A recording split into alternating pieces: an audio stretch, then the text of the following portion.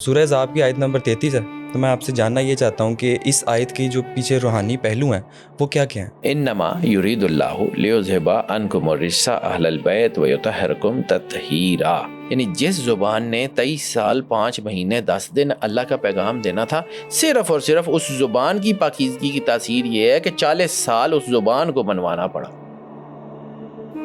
سر، عصمت سے کیا مراد ہے اور اہل بیت کے لیے اس کی کیا اہمیت بیان کی گئی ہے؟ یہ عصمت صرف گناہوں سے بچنا نہیں ہوتا، یہ ایک ڈیوائن پروٹیکشن سسٹم ہے جو انسان کو خطا سے محفوظ رکھتا ہے یا محفوظ بناتا ہے، یعنی pure divine energy manifestation into physical bodies. آیت تطہیر کے سیاق و سباق کے حوالے سے اہل بیت کی کون سی بات سامنے آتی ہے؟ اے ازواج نبی، نساء نبی، آپ عام خواتین کی طرح نہیں ہیں، آپ اپنے گھروں میں وقار کے ساتھ موجود رہیں اور اپنا وہ جو زمانہ جاہلیت میں بناؤ سنگھار ہے اس بناوٹ کو ظاہر نہ کریں۔ حدیث قدسیہ میں کون کون سی عظیم ہستیوں کو چادر میں شامل کرنے کا ذکر آیا ہے؟ آپ نے کہا بی بی کو کہ میں اپنے بدن میں ذوف محسوس کر رہا ہوں۔ بی بی نے وہ بڑی یمانی چادر نکالی اور رسالت مآب کو اڑا دی۔ رسالت مآب سرور انبیاء صلی اللہ علیہ وآلہ وسلم اس چادر کو اوڑھ کے بیٹھ گئے۔ اتنے میں مولا امام حسن تشریف لائے، انہوں نے کہا کہ مجھے خوشبو آ رہی ہے میرے نانا رسالت مآب کی۔ بی بی نے کہا وہ چادر کے نیچے، آپ بھی چلے گئے۔ مولا امام حسین علیہ السلام تشریف لائے، انہوں نے کہا کہ بی بی میں رسول اللہ صلی اللہ علیہ وسلم کی خوشبو سونگھ رہا ہوں، وہ یہیں ہے؟ انہوں نے کہا ہاں تمہارے بھائی اور رسول اللہ اس چادر کے نیچے۔ امام حسین بھی چلے گئے۔ مولا علی آئے، مولا علی نے کہا کہ بی بی آج گھر میں رسالت مآب کی خوشبو آ رہی ہے۔ انہوں نے کہا ہاں آپ کے دونوں بیٹے اور رسالت مآب سرور انبیاء صلی اللہ علیہ وسلم اس کے سائے یمانی کے نیچے ہیں۔ آیت تطہیر میں انما کے استعمال سے کیا مفہوم ظاہر ہوتا ہے؟ انما یہ ظاہر کرتا ہے کہ یہ جو تطہیر کا پاکیزگی کا سسٹم ہے یہ کائنات میں ہر ایک کے لیے نہیں ہے، صرف اور صرف ان کے لیے ہے جن کو رسالت مآب نے اس چادر میں اکٹھا کر کے خود فرمایا ہے ہؤلاء اہل البیت۔ رج سے کیا مراد ہے اور آیت تطہیر میں اس سے کون سی چیز دور کرنے کا حکم ہے؟ اے اہل بیت، اللہ کا ارادہ یہ ہے کہ آپ کو ہر قسم کے رجس سے محفوظ رکھے، ان کے پاس رجس آ ہی نہیں سکتا۔ آیت تطہیر قرآن مجید کا وہ عظیم اور نورانی ستون ہے جو اہل بیت کی پاکیزگی کی گواہی دیتا ہے۔ اللہ تعالیٰ کا ارشاد ہے کہ اے اہل بیت، اللہ تو یہی چاہتا ہے کہ تمہیں ہر طرح کی نجاست سے دور رکھا جائے اور تمہیں ایسا پاک رکھا جائے کہ جیسا پاک رکھنے کا حق ہے۔ یہ آیت اس بات کی دلیل ہے کہ اہل بیت کے نزدیک کسی قسم کی کوئی بھی نجاست، رجس یا منفی توانائی نہیں آ سکتی۔ آج کے ایپیسوڈ میں آیت تطہیر کے بارے میں ہم عائدل جعفری صاحب سے وہ باتیں جانیں گے جو شاید آج سے پہلے آپ نے نہ سنی ہو۔ تفسیر قرآن کی یہ سیریز انشاءاللہ اللہ نے چاہا تو ہم ضرور پوری کریں گے، لیکن آڈینس کی فرمائش پہ کچھ ایسی آیات ہیں جن پہ ہم الگ سے پوڈ کاسٹ لے کے آیا کریں گے۔ تو تفسیر قرآن کی اس سیریز کی آج کی ایپیسوڈ کو اینڈ تک لازمی دیکھیے گا۔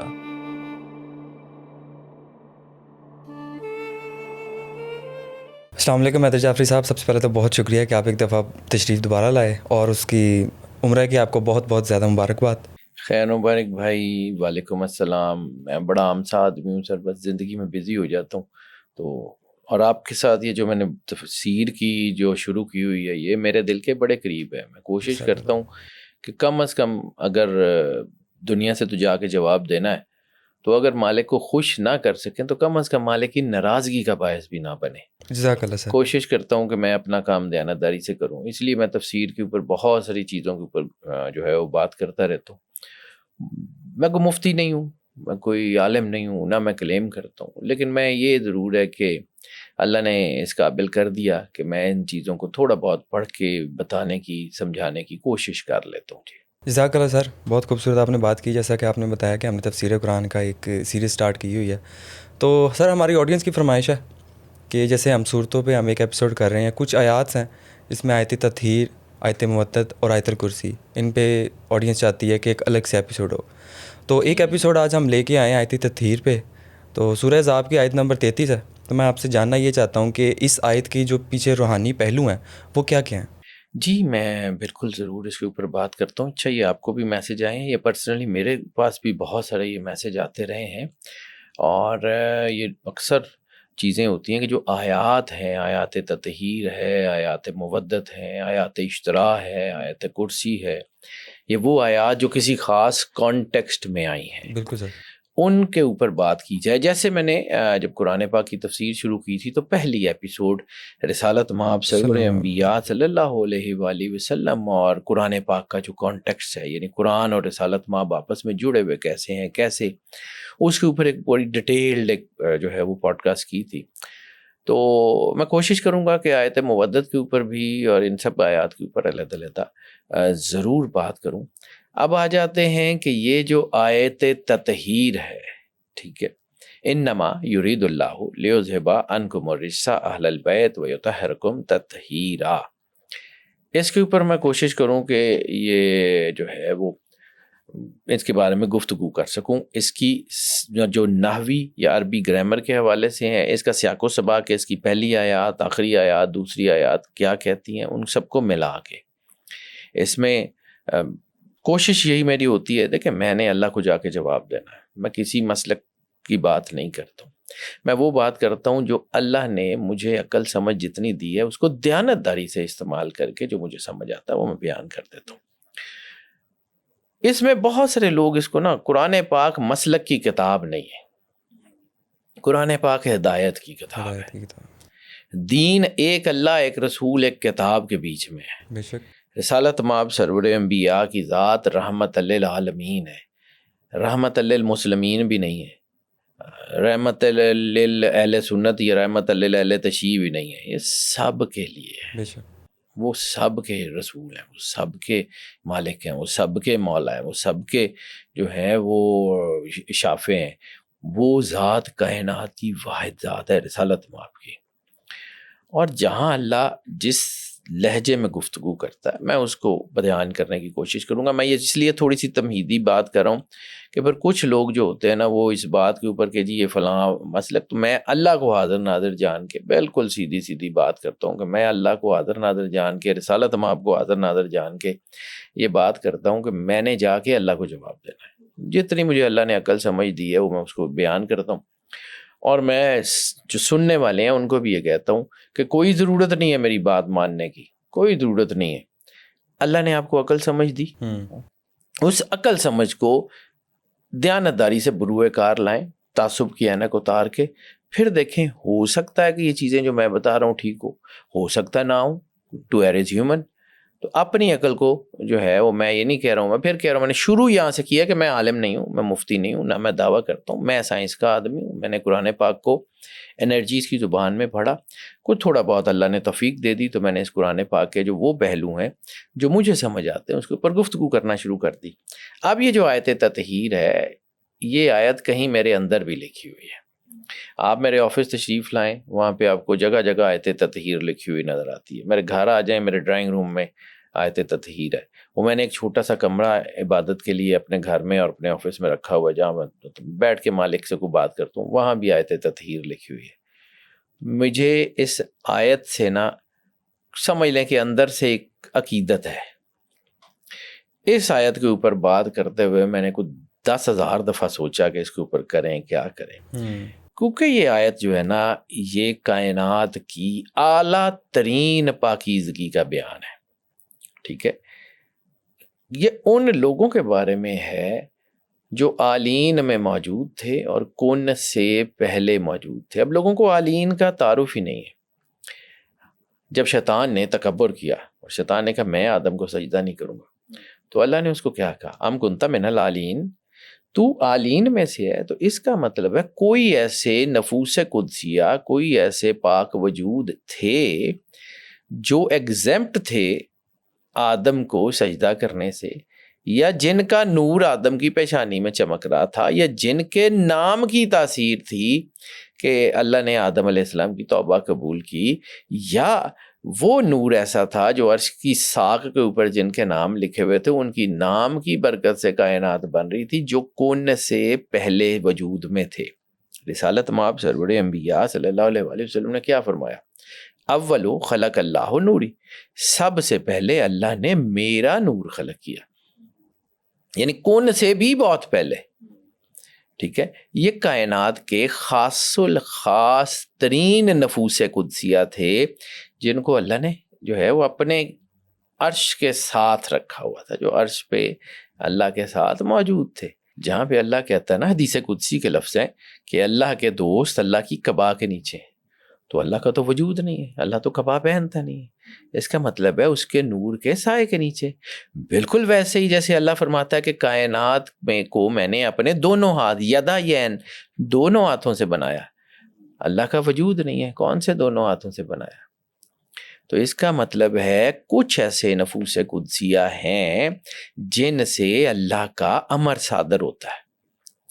اللہ نے کہا اذا اراد شیئا ان یقول لہ کن، اللہ کہتا ہے کن، وہ ہو جاتا ہے۔ اللہ کی زبان بھی نہیں ہے، ظاہری وجود ہی نہیں ہے، تو وہ زبان کون سی؟ تو پھر کوئی نہ کوئی ید اللہ، کوئی نہ کوئی عین اللہ، کوئی نہ کوئی لسان اللہ، کوئی نہ کوئی تو ایسی ہستی ہونی چاہیے نا جس سے اللہ کا نور وقوع پذیر ہوتا ہے، جس سے اللہ کا امر صادر ہوتا ہے۔ تو کائنات میں سب سے زیادہ اللہ کے قریب ترین ہستی رسالت مآب سرور انبیاء صلی اللہ علیہ وآلہ وسلم، ٹھیک ہے، اور باقی سب رسالت مآب کی وجہ سے۔ رسالت مآب سرور انبیاء صلی اللہ علیہ وآلہ وسلم کائنات کی سب سے مقدس، معتمد ترین، عظیم ترین ہستی کا نام ہے۔ رسالت مآب سرور انبیاء صلی اللہ علیہ وآلہ وسلم جو ہے وہ صرف اس لیے نہیں کہ وہ رسول ہے، وہ رسالت مآب اللہ کے نور کا مظہر ہے۔ پھر میں نے ایک جو ہے وہ ایک روایت، ایک حدیث کوٹ کی تھی حضرت عمر فاروق سے، تو ایک شخص نے خانہ کعبے میں جو ہے وہ کوئی ایسی حرکت کی، مولا امام علی علیہ السلام نے اس کو دیکھا، اس کو سرزنش کی، وہ باز نہیں آیا تھا، آپ نے تھپڑ مار دیا، وہ حضرت عمر کے پاس جو ہے وہ شکایت لے کے چلا گیا۔ تو مستند حدیث حضرت عمر نے اسے کہا کہ عین اللہ نے تجھے گناہ کرتے ہوئے یا تجھے یہ کرتے ہوئے دیکھا، لسان اللہ نے تیری سرزنش کی، ید اللہ نے تجھے تھپڑ مار دیا، اس میں عمر کیا کرے؟ سمجھیے میں کیا بات کرنے جا رہا ہوں، آیت تطہیر کا بھی میں صرف تمہیدی تعارف بیان کرنے جا رہا ہوں۔ صحابہ کرام کو بھی پتا تھا یہ گھر کون سا ہے، سب لوگ جانتے تھے یہ گھر کون سا ہے۔ میں اس لیے بات کروں، شیطان کو تعارف تھا آلین کون ہے، اللہ نے آلین کی ڈیفینیشن بتا کے تو نہیں اسے کہا، اللہ کہہ رہا ہے ام کنت من العالین، کہ تو آلین میں سے ہے، تو اس کو شیطان کو پتا تھا نا یہ آلین کون ہے۔ تو جب تک ہم آلین کو نہیں نہ پڑھیں گے تب تک ہمیں آیت تطہیر کا مقصد سمجھ نہیں آئے گا۔ پھر جب تک ہم اس زبان کی تاثیر کو نہیں سمجھیں گے جو سرور انبیاء صلی اللہ علیہ وآلہ وسلم کی زبان اطہر ہے، جس کے بارے میں قرآن، وہ کتاب جو لا ریب فی ہے، وہ کتاب یہ کہتی ہے کہ ما ینطق عن الہوی ان ہوا الا وحی یوحی، کہ رسالت مآب سرور انبیاء صلی اللہ علیہ وآلہ وسلم تو نطق ہی نہیں فرماتے سوائے اس کے کہ ان کے اوپر وحی ہو۔ اب وحی تین قسم کی ہو سکتی ہے، ٹھیک ہے، پاسبلٹی۔ ایک وحی جس کے ساتھ قرآن کے ساتھ جبرائیل آئیں گے، وہ قرآن ہے، ٹھیک ہے۔ ایک وحی جو رسالت مآب سرور انبیاء صلی اللہ علیہ وآلہ وسلم کے دل پہ القا ہوگی، وہ حدیث ہے۔ ایک وحی جو رسالت مآب کے وجود سے ظاہر ہوگی، وہ سنت ہے۔ تینوں مقام وحی ہیں، کیونکہ اللہ کہتا ہے رسالت مآب کی زبان اطہر سے کوئی آواز نہیں نکلتی۔ تو پھر اس زبان کی تاثیر سمجھیے، ہم نے اللہ دیکھا نہیں، ہمیں اللہ سمجھ نہیں آتا، ہمیں شعور ہی نہیں ہے کہ اللہ کیا ہے، ہمیں اس کا وجود ہی سمجھ نہیں آ سکتا، لیکن اس زبان اطہر کی تاثیر دیکھیے، انہوں نے کہا یہ اللہ، ہم نے مان لیا، نہیں سمجھ آتا تب بھی مان لیا، ٹھیک ہے۔ اس زبان کی تاثیر دیکھیے، یعنی جس زبان نے 23 سال 5 مہینے 10 دن اللہ کا پیغام دینا تھا، صرف اور صرف اس زبان کی پاکیزگی کی تاثیر یہ ہے کہ 40 سال اس زبان کو منوانا پڑا۔ پہلا معجزہ جب رسالت مآب سرور انبیاء صلی اللہ علیہ وآلہ وسلم نے ذی العشیرہ کی دعوت کی اور ابو لہب نے پوچھا کہ محمد اگر آپ نبی ہیں تو آپ کا معجزہ کیا ہے؟ تو رسالت مآب نے یہ نہیں کہا میں چاند توڑ کے دکھا دیتا ہوں، میں درخت لگا دیتا ہوں، میں یہ کر دیتا ہوں، نہیں، انہوں نے کہا کہ میں نے تم میں زندگی گزاری ہے، میری زندگی سے گرے ایریا نکال کے دکھاؤ۔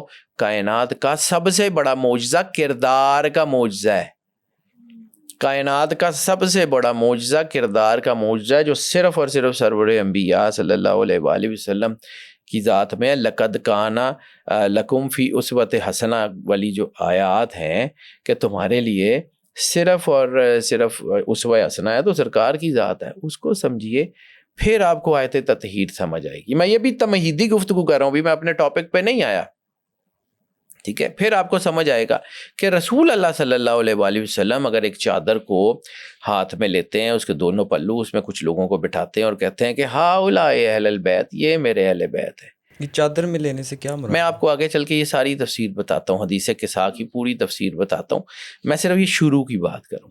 اور دوسرا، جیسے ہر چیز یعنی انسان کے جسم میں بہت سارے حصے ہیں، ٹھیک ہے؟ سب سے اہم چیز آپ کی بیک بون ہے۔ بیک بون جو ہے اس میں اگر کوئی چیز خراب ہو جائے تو جسم اپنا کام کرنا چھوڑ دیتا ہے، چیزیں مفلوج ہونے کی طرف آ جاتی ہیں، ٹھیک ہے؟ قرآن پاک کی بیک بون یہ آیت تطہیر ہے۔ یہ کیوں ہے، کیسے ہے، اس کی سائنٹیفک ڈیفینیشن کیا ہے، اس کی نیورولوجیکل ڈیفینیشن کیا ہے، اس کی گرامیٹیکل ڈیفینیشن کیا ہے، میں آگے چل کے سارا کچھ تفصیل سے بیان کرتا ہوں، ٹھیک ہے؟ یہ ان لوگوں کے بارے میں ہے جو آدم علیہ السلام کی تخلیق سے بہت پہلے موجود تھے۔ یہ ان کے بارے میں ہے جن کے بارے میں رسالت مآب نے کہا تھا اولو خلق اللہ نوری، اور انا والی من نور واحد، نحنو کلمات اللہ۔ یہ وہ ساری ہستیوں کے بارے میں جن کے بارے میں رسالت مآب نے خود کہا تھا، جن کے بارے میں حدیث قدسی میں اللہ کہتا ہے لولاک لما خلقت الافلاک، کہ آپ کو سرکار نہ بناتا، یہ نہ بناتا کائنات میں کچھ بھی، بناتا ہی نہ۔ وجہ تخلیق کائنات کو سمجھیں گے، اس زبان کو سمجھیں گے جس نے اللہ بتایا ہے، پھر شاید آپ کو یہ تطہیر کا ترجمہ یا کوئی تھوڑی سی تفسیر سمجھ آئے۔ اگر اس کو مسلک کی انک سے دیکھیں گے تو پھر مشکل لگتا ہے، باقی اللہ کی مرضی۔ اب اس آیت کا ترجمہ، پہلے لفظی ترجمے کی بات کر رہا ہوں۔ انما یرید اللہ لیذھب عنکم الرجس اہل البیت ویطہرکم تطہیرا، ٹھیک ہے؟ یہ اس کی یہ سمجھیں کہ اے اہل بیت، اللہ کا ارادہ یہ ہے کہ آپ کو ہر قسم کے رجس سے محفوظ رکھے۔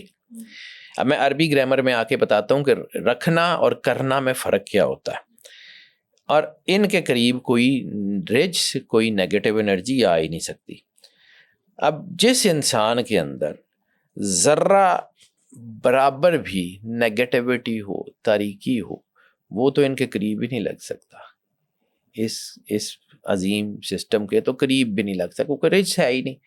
آپ کے اندر، میرے اندر ہے، تو اس کا مطلب ہے پاکیزگی نے پاکیزگی کو پرووک کرنا ہے، پاکیزگی نے پاکیزگی کو کھینچنا ہے، اپنے اندر پاکیزگی آنی پڑے گی۔ اس پاکیزگی کی جو دوائی ہے وہ اللہ نے اتاری ہے، جو ہے ان اللہ و ملائکتہ یصلون علی النبی یا ایھا الذین آمنوا صلوا علیہ وسلموا تسلیما۔ اللہ اور اس کے فرشتے سرور انبیاء صلی اللہ علیہ وآلہ وسلم پہ درود بھیجتے ہیں۔ اے ایمان والو، تم بھی رسالت مآب کی بارگاہ میں درود اور سلام بھیجا کرو۔ سلامتی کا مطلب کیا ہے؟ یا رسول اللہ آپ پہ سلام ہو، آپ کے بچوں پہ، آپ کی آل پہ سلام ہو۔ پنجابی ترجمہ یا رسول اللہ تسی جیو، توڑے بچے جین، ایگزیکٹ تو یہی بنتا ہے۔ اور سلامتی رسالت مآب کے ساتھ جڑنا، جب آپ رسالت مآب سے جڑیں گے تو راستہ کھلے گا۔ اللہ کیا کہتا ہے قرآن پاک کی آیت، قل ان کنتم تحبون اللہ، کہ وہ لوگ جو اے یا رسول اللہ صلی اللہ علیہ وآلہ وسلم آپ سے میری محبت کے بارے میں پوچھتے ہیں، آپ ان سے کہہ دیجئے، کل اور کن کو بھی سمجھاتا ہوں میں آگے چل کے کہ یہ کل اور کن میں فرق کیا ہے۔ کن کا مالک ہے، اذا اراد شیئا ان یقول لہ کن فیکون۔ اچھا، اس میں یہ بھی نہیں ہے کہ اس کا ارادہ، اس کا کن اور فیکون آپس میں ایک دوسرے سے جڑے ہوئے نہ ہوں، یعنی وہ اس نے ارادہ کیا، کن کہا اور فیکون ہو گیا، یہ ایک ہی وقت میں سائملٹینیس ہوتے ہیں، اس میں فرق کوئی نہیں ہوتا۔ یعنی اللہ نے آج کن کہا تو کل فیکون ہوگا، نو۔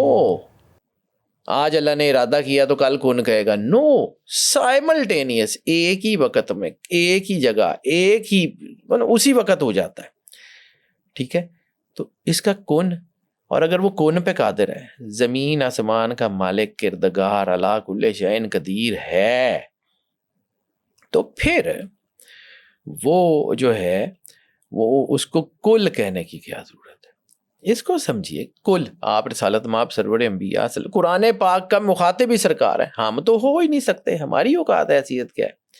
یعنی یہ فون ہے، اگر میں اس کو 15 واٹ 20 واٹ 50 واٹ تک کے چارجر پہ لگاؤں گا تو فاسٹ چارج ہو جائے گا یا کچھ ہو جائے گا، لیکن اس کو 220 پہ اکٹھا لگاؤں گا جلدی چارج ہوگا یا پھٹ جائے گا؟ ہٹ جائے گا۔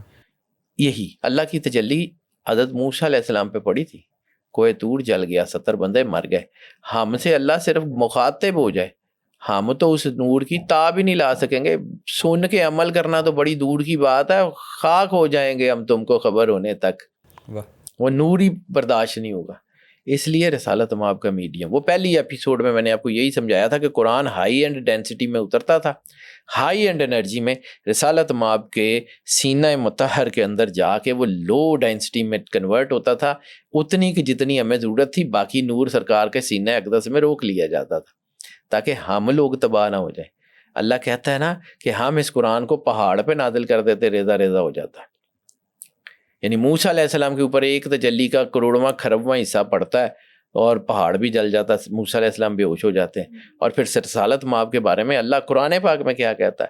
ہو رہا تھا، مجھے یہ جملہ ہی بہت پسند ہے، قرآن پاک ویسے ہی ساری کمال کی، کہ یہ جملہ مجھے بہت پسند ہے، اللہ کمال کا سینٹیکس ہے، ہو رہا تھا جو کچھ بھی وہاں ہو رہا تھا اور تمہارے صاحب نے پلک بھی نہیں جھپکی۔ سمجھیے کتنا بڑا نور کا گھر ہے یہ، ٹھیک ہے؟ اب یہ بیسیکلی یہ کائنات کا آپ سمجھے کہ موریل ہے، یہ کائنات میں اہل بیت کا جو موریل ہے نا، وہ روحانی مقام، اس کے بارے میں اللہ نے بات کی ہے۔ اب جو ہے یہ بیسیکلی یہ صرف پروٹیکشن یا پاکیزگی کی بات نہیں ہے، یہ ڈیوائن پروٹیکشن کی سپرلیٹو ڈگری کا نام ہے۔ اب یہ اہل کسا ہیں کون؟ یہ وہی مقدس نفوس ہے جو رسالت مآب سرور انبیاء صلی اللہ علیہ وسلم نے اپنے ارد گرد اکٹھے کیے، جن کی عظمت کا تذکرہ قرآن پاک میں بہت سارے مقامات پہ۔ امام نسائی کو پڑھیے، امام نسائی نے رسالت مآب سرور انبیاء صلی اللہ علیہ وسلم کی جتنی احادیث جو ہیں وہ مولا علی علیہ الصلوۃ والسلام کے بارے میں خصائص علی کے نام سے حدیث کی ایک علیحدہ کتاب مرتب کی ہے، پڑھنے والی کتاب ہے۔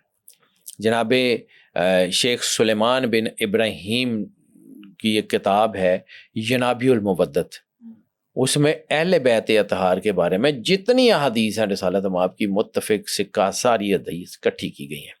اس کا ایک ترجمہ عرفان آل محمد کے نام سے جو ہے وہ تنویر المصطفیٰ ویسی صاحب نے کیا ہے، بہت بڑی کتاب ہے، پڑھنے والی کتاب ہے، اس کو پڑھ کے دیکھیے گا، سمجھیے یہ گھر کون سا ہے۔ سر عصمت سے کیا مراد ہے اور اہل بیت کے لیے اس کی کیا اہمیت بیان کی گئی ہے؟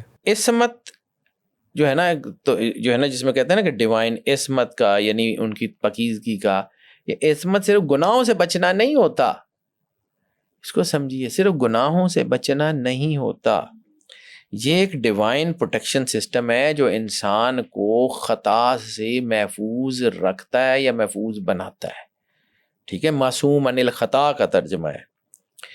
انبیاء کرام اور اہل بیت اسی ڈیوائن سیکیورٹی سسٹم سے جڑے ہوئے ہوتے ہیں، ٹھیک ہے، جس کا مقصد انسانیت کے لیے کامل نمونہ ہے۔ رسالت مآب سرور انبیاء صلی اللہ علیہ وآلہ وسلم کے اعلان نبوت سے پہلے بھی یہ ڈیوائن سسٹم موجود تھا، تبھی تو سرکار نے جو ہے یہ کہا تھا کہ میرے کردار میں کوئی گرے ایریا ثابت کر کے دکھاؤ، تو وہ عرب کا اتنا بد کردار معاشرہ بھی یہ نہیں ثابت کر سکا۔ نبوت کے اعلان سے پہلے سرکار کو صادق اور امین کہا جاتا تھا، محمد صادق الوعد الامین، سرکار رسالت مآب۔ اس لیے اللہ نے کہا تھا لقد کان لکم فی رسول اللہ اسوۃ حسنہ، کہ تمہارے لیے اسوہ حسنہ سرکار ہے۔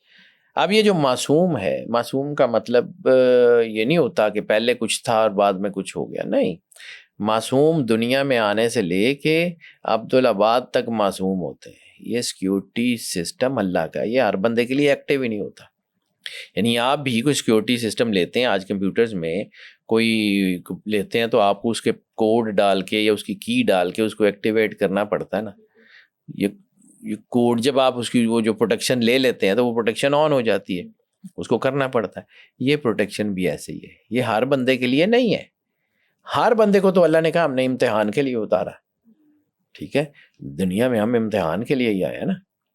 تو جن کے لیے امتحان نہیں ہے نا, جو ایگزمپٹڈ ہے, ان کو یہ سچویشن دی گئی ہے. یعنی ایک فیکٹری ہے, اس میں مختلف ڈپارٹمنٹ کام کریں, اس میں مختلف مزدور ہیں, وہ اپنے ڈپارٹمنٹ میں اپنا کارڈ لگا کے انٹر ہو سکتے ہیں, لیکن جو مینیجر ہے وہ کسی دروازے میں بھی جا سکتا ہے, اور جی ایم ہے وہ کسی بھی سیکشن میں جا سکتا ہے. بالکل.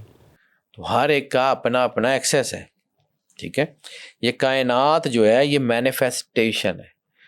وہ نفوس قدسیہ جن کے وجود میں اللہ کا نور شامل ہوتا ہے, ان کے لیے یہ پروٹیکشن سسٹم آن ہوتا ہے.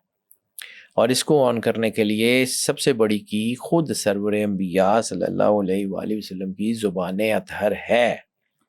یعنی pure divine energy manifestation into physical bodies.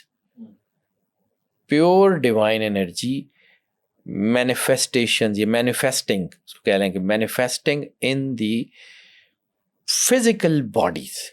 وہ قدوس نفس قدسیہ وہ کون سے ہیں؟ وہ جو نور علی نور ہے, نور علی نور سے مزین اجسام. ایک ان کا خود نور ہے, اول خلق اللہ نوری کا راز, اور دوسرا اللہ کے نور نے ان کو پروٹیکٹ کر لیا, نور علی نور. یہ سارے نہیں ہو سکتے, یہ میرے جیسے تو نام نہیں ان کا لے سکتے.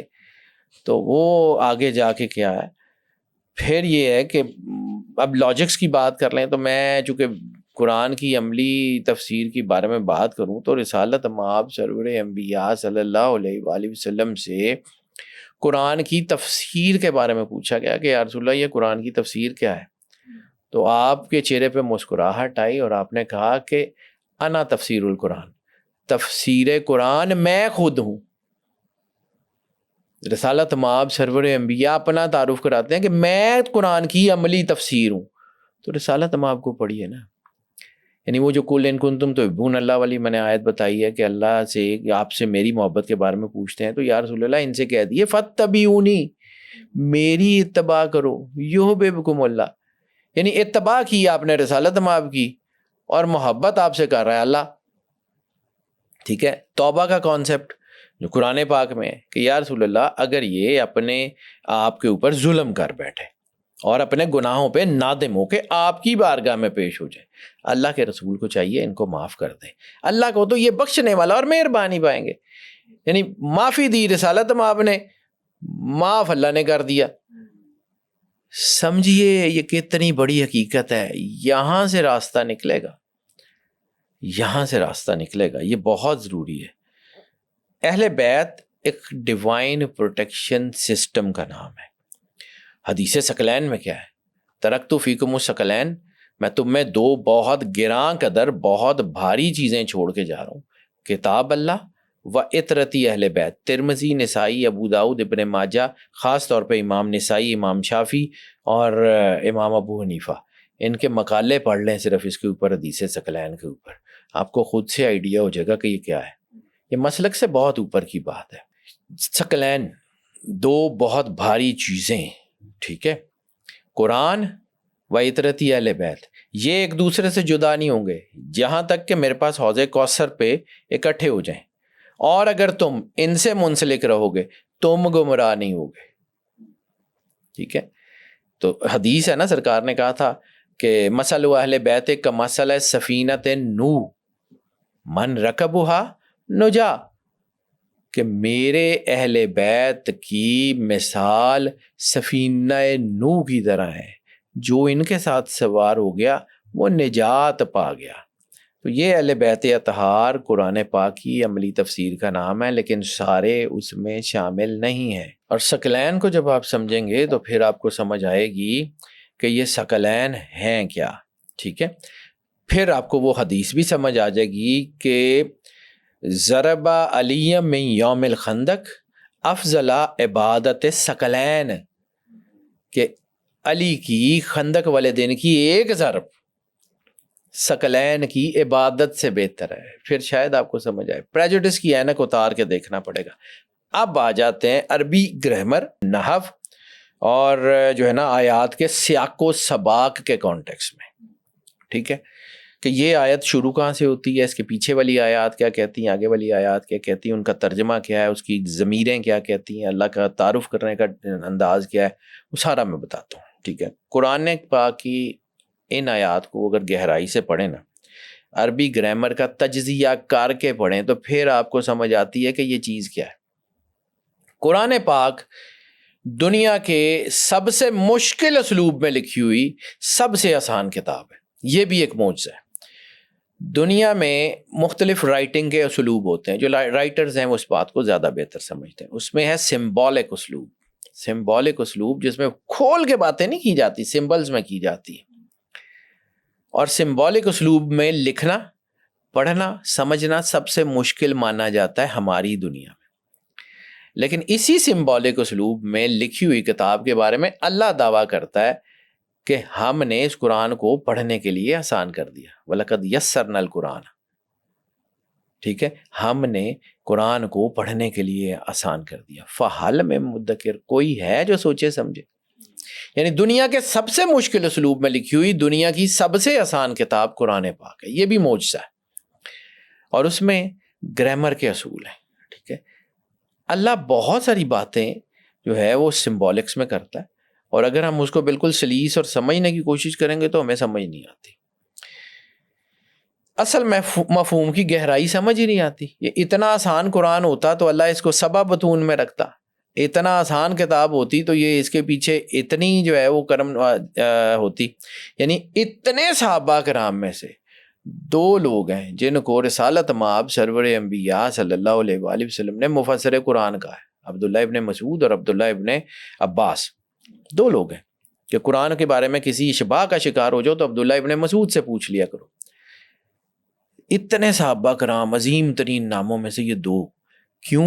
رسالت مآب کو بہتر پتا ہے کس کو کب کیا دینا ہے، کس سے کب کیا کام لینا ہے. یعنی کہ یہ کمپنی بنتی ہے تو اس میں HRM تو ہوتا ہے نا، ہیومن ریسورس مینجمنٹ کا سسٹم تو ہوتا ہے نا، کہ کون سے بندے کو کب کس محکمے میں کتنی ضرورت ہے، کیا کرنا ہے. لو لاکھ لما خلقت الافلاک، یہ پوری کائنات، تمام ہیپننگز، تمام سب کچھ وہ سرکار کے لیے بنا. تو سرکار کو اس کا HRM سونپ دیا گیا نا، ہیومن ریسورس مینجمنٹ. کس کو کب کیا دینا ہے، کس سے کب کیا کام لینا ہے، کس کو کس درجے پہ رکھنا ہے. رسالت مآب کی زبان اطہر کو فالو کرنا پڑے گا اور کچھ سمجھ نہیں آئے گی آپ کو. رسالت مآب کی زبان اطہر کو فالو کرنا پڑے گا، ان کے سارے سینٹیکس کو سمجھنا پڑے گا. آیت تطہیر کے سیاق و سباق کے حوالے سے اہل بیت کی کون سی بات سامنے آتی ہے؟ آیت تطہیر کے سیاق و سباق کو دیکھیں تو اس سے پہلے والی اور اس کے بعد والی آیات واضح طور پہ ازواج مطہرات رضوان اللہ علیہم کو مخاطب کرتی ہیں. ان سے پہلے بھی ان سے مخاطب ہیں، ان سے بعد بھی ہیں. اور ازواج کے لیے قرآن نے جو صیغہ، ضمائر، جو ضمیر ہے وہ فیمنن جینڈر کی ضمیر جو ہے وہ ہے. یعنی اس میں لستن، وقرن، وتبرجن، یہ لفظ میں اس آیات کے، جو لوگ آیات کو پڑھتے ہیں، میں اس وقت پوری آیات کو نہیں، یعنی ازواج نساء النبی کو مخاطب کر کے یہ کہتا ہے، اللہ کہتا ہے کہ تم عام خواتین کی طرح نہیں ہو. اے ازواج نبی، نساء نبی، آپ عام خواتین کی طرح نہیں ہیں. آپ اپنے گھروں میں وقار کے ساتھ موجود رہیں اور اپنا وہ جو زمانہ جاہلیت میں بناؤ سنگھار ہے اس کی بناوٹ کو ظاہر نہ کریں. ٹھیک ہے. اب یہاں پہ جو ہے وہ جینڈر میں جو ضمائر وہ فیمنن جینڈر کی ہیں. ایک بہت خوبصورت کتاب ہے جی، جس کو پڑھے بغیر شاید آپ کو یہ چیز، یہ عربی سمجھ نہیں آئے گی. فواد عبد الباقی، اللہ اس پہ رحمت نازل کرے، کمال ہی آدمی ہوا ہے. اس کی کتاب ہے موجم المفاہرس لی الفاظ القرآن، موجم المفاہرس لی ضمائر القرآن. بڑی شاندار کتاب ہے. اس نے قرآن پاک کے الفاظ کا ایک انسائکلوپیڈیا ڈیولپ کیا ہوا ہے، ایک قرآن پاک کی ضمیروں کا ایک انسائکلوپیڈیا ڈیولپ کیا ہوا ہے کہ اس میں اللہ کس گرامر کے کس لفظ میں کس طرح مخاطب کرتا ہے اور اس کا مطلب کیا ہے، اس کو سارا، یعنی گرامر اگر آپ نے قرآن پاک کی نحو سمجھنی ہے نا تو یہ کتاب موجم المفارس لی ضمائر القرآن لی الفاظ القرآن، اور ایک تیسری اور ہے وہ میرے ذہن میں نکل گیا، 3 حصے ہیں اس پوری موجم المفارس کے. اس میں اس نے ذکر کیا ہے اس کا کہ جیسے یہ اوپر والی آیات اور اینڈ والی آیات آتی ہیں، اس میں تمام کا تمام جو ہے وہ مخاطب ہے، ضمیریں ہیں قرآن کی فیمنن جینڈر کی، لیکن جیسے ہی آیات تطہیر شروع ہوتی ہے، انما یرید اللہ لیذھب عنکم الرجس اہل البیت ویطہرکم تطہیرا، یہ کن اور کم کا فرق سمجھیے، کن اور کم کا فرق سمجھیے عربی گرامر میں. جب جہاں پہ بھی اینڈ میں نون آتا ہے نا، لستن وکرن وکرن یعنی اور تبرجن نون آئے گا تو یہ فیمنن جینڈر کی نشانی ہے. اگر یہاں پہ بھی ازواج ہی مخاطب ہوتی تو ان کم نہ ہوتا، ان کن ہوتا، ٹھیک ہے، یطہرکم نہ ہوتا، یطہرکن ہوتا، ٹھیک ہے. عربی گرامر کو سمجھیے. اور یہاں پہ اس آیت کا سنٹیکس انٹائرلی ڈفرینٹ ہے، ان باقی آیات کا سنٹیکس انٹائرلی ڈفرینٹ ہے. یہ ساتھ ساتھ ضرور ہے، لیکن قرآن پاک کا ایک اسلوب ہے کہ قرآن پاک ایک پوری سیکوینس میں ایک بات نہیں کرتا. یعنی آپ قرآن پاک کے جو ہے وہ آیات کو دیکھ لیں، ایک حصہ ادھر ہے، ایک اگلے کہیں پاروں میں جا کے آتا ہے، ایک حکم ادھر ہے، ایک ادھر آتا ہے. یہ اللہ تعالیٰ کا بنایا ہوا سینٹیکس ہے، اس میں ہم نے ہاتھ نہیں رکھنے کہ جی یہ ساڈی مرضی نال نہیں، جی ایسا تو نہیں ہے. اللہ کو ڈکٹیشن نہیں دینی، رسالت مآب سرور انبیاء صلی اللہ علیہ وآلہ وسلم کو ڈکٹیشن نہیں دینی کہ جی یہ ایسا ہی ہے، ہم نے یہ، نو نو نو نو سر. اللہ اس کو سمجھنے، میں اس لیے اس کے اوپر نحو کے اوپر بات کروں کیونکہ بہت سارے لوگوں کو خیال ہے کہ نہیں جی یہ ایسے ہے. میں مسلک کی بات پھر ریپیٹ کر کے کہہ رہا ہوں کہ میں مسلک کی بات نہیں کر رہا ہوں، اس کو سمجھیں. عربی گرامر میں نے کتاب کا حوالہ بھی دیا، اس میں یہ جا کے حوالہ پڑھ لیجئے گا. ان کن اور ان کم، عربی کی گرامر یہ کہتی ہے کہ جب کسی مجمع میں زیادہ لوگوں کو مخاطب کیا جائے گا، حالانکہ اس مجمع میں کچھ خواتین بھی ہوں، مرد اور خواتین جب اکٹھے ذکر کیا جائے گا کہ ایک مجمع ہے یا ایک گروپ ہے، ایک گروپ آف پیپل ہے، اس کو جب مخاطب کرتا ہے اللہ یا عربی یا قرآن پاک، تو اس میں اسلوب یہ ہے کہ مردوں والا صیغہ یوز ہوگا، چاہے اس کے اندر خواتین ہوں. جہاں خواتین صرف ہوں گی، مرد نہیں ہوں گے، وہاں پر جو ہے وہ خواتین والا صیغہ یوز ہوگا. میل جینڈر یا تو مرد حضرات ہوں یا ایک گروپ ہو پیپل یا فیملی کا یا کوئی بھی جس میں خواتین بھی موجود ہوں اور مرد بھی ہوں، تو پھر خواتین والا صیغہ یوز نہیں کیا جاتا. یہ عربی گرامر کا لکھا پڑھا مستند ترین اسلوب ہے. صحیح، ٹھیک ہے. اس کے اوپر فواد عبد الباقی، میں اس لیے کہتا ہوں کہ میرے پہ تو اعتراض ہو جاتا ہے کہ جی یہ آپ نے کہاں سے، تو میں اس لیے بار بار کتاب کا حوالہ دے رہا ہوں کہ اس کو پڑھ لیں. اس کے علاوہ ڈاکٹر عبد الصمد صارم عربی گرامر کی، ان کی ایک بک ہے بڑی شاندار، وہ پڑھ کے دیکھیے گا. عربی گرامر کے بہت سارے اصول ہیں، پڑھ کے دیکھیے گا کہ اس میں ہے کیا. یہ کسی ایسی فیملی کو مخاطب کیا جا رہا ہے، صرف ازواج کو نہیں. ہم اپنے زبان کے جی اہل کا مطلب اہلیہ اور اہلیہ سے ٹھیک ہے ہوتا ہے، لیکن قرآن کو عربی نہیں سکھائی جاتی. قرآن ایسی کتاب تھی جو عربوں میں آئی تھی اور عربوں کے لیے یہ جو ہے وہ سمجھ نہیں آتی تھی. اگر ایسا ہوتا کہ سب کو سمجھ آ جاتی تو کیوں قرآن پاک میں یہ آیا تھا کہ اس جیسی آیات بنا کے لاؤ؟ عربوں کو بھی سمجھ نہیں آتی تھی. اس کو تھوڑا سا گہرائی سے ٹھنڈا سانس لے کے سمجھ کے پھر آگے بڑھنا پڑتا ہے. آیت تطہیر آئیڈینٹیکل ہے، اس کا کانٹیکس آئیڈینٹیکل ہے. اوپر والی آیات نیچے والی آیات بالکل موجود ہے، ٹھیک ہے. درمیان والی آیات ڈیفرنٹ ہے کیونکہ اس کی ضمیر ہی ڈیفرنٹ ہے، اس کا مخاطب ہی ڈیفرنٹ ہے، ٹھیک ہے. یہ جو ٹرانزیشنز جسے کہتے ہیں نا، ضمیروں کی یہ چینجز، یہ کھلا ثبوت ہے کہ یہ پچھلی آیات سے بالکل الگ اور ایک خاص گروہ کے لیے، یہ خاص فیملی کے لیے یہ تبدیلی بتاتی ہے کہ یہ آیت تطہیر جو ہے یہ ازواج کے لیے نہیں، یہ ان کے لیے ہے جن کو رسالت مآب نے خود چنا ہے، ہم نے نہیں چننا، رسالت مآب نے کرنا ہے، دین ان کا ہے۔ علامہ صاحب نے کہا تھا نا بے مصطفیٰ بے رسان خویش را، کہ دین ہم آؤست، اپنے آپ کو سرکار ختمی مرتبت بادشاہ کونین تک پہنچائیے کہ دین صرف ان کی ذات ہے، اگر بے اونا رسیدی تمام اللہ بیست، اگر ان تک نہیں نہ پہنچتے تو پھر جو مرضی کر لیں۔ اب اس گھر کا تعارف خود رسول اللہ صلی اللہ علیہ وآلہ وسلم نے کروایا۔ حدیث قدسیہ میں کون کون سی عظیم ہستیوں کو چادر میں شامل کرنے کا ذکر آیا ہے؟ حدیث قصہ کیا ہے کہ رسالت مآب سرور انبیاء صلی اللہ علیہ وآلہ وسلم پاک بی بی سیدۃ العالمین کے گھر تشریف لائے۔ آپ نے کہا بی بی کو کہ میں اپنے بدن میں ذوف محسوس کر رہا ہوں۔ بی بی نے وہ بڑی یمانی چادر نکالی اور رسالت مآب کو اڑا دی۔ رسالت مآب سرور انبیاء صلی اللہ علیہ وآلہ وسلم اس چادر کو اڑ کے بیٹھ گئے۔ اتنے میں مولا امام حسن تشریف لائے، انہوں نے کہا کہ مجھے خوشبو آ رہی ہے میرے نانا رسالت مآب کی۔ بی بی نے کہا وہ چادر کے نیچے، آپ بھی چلے گئے۔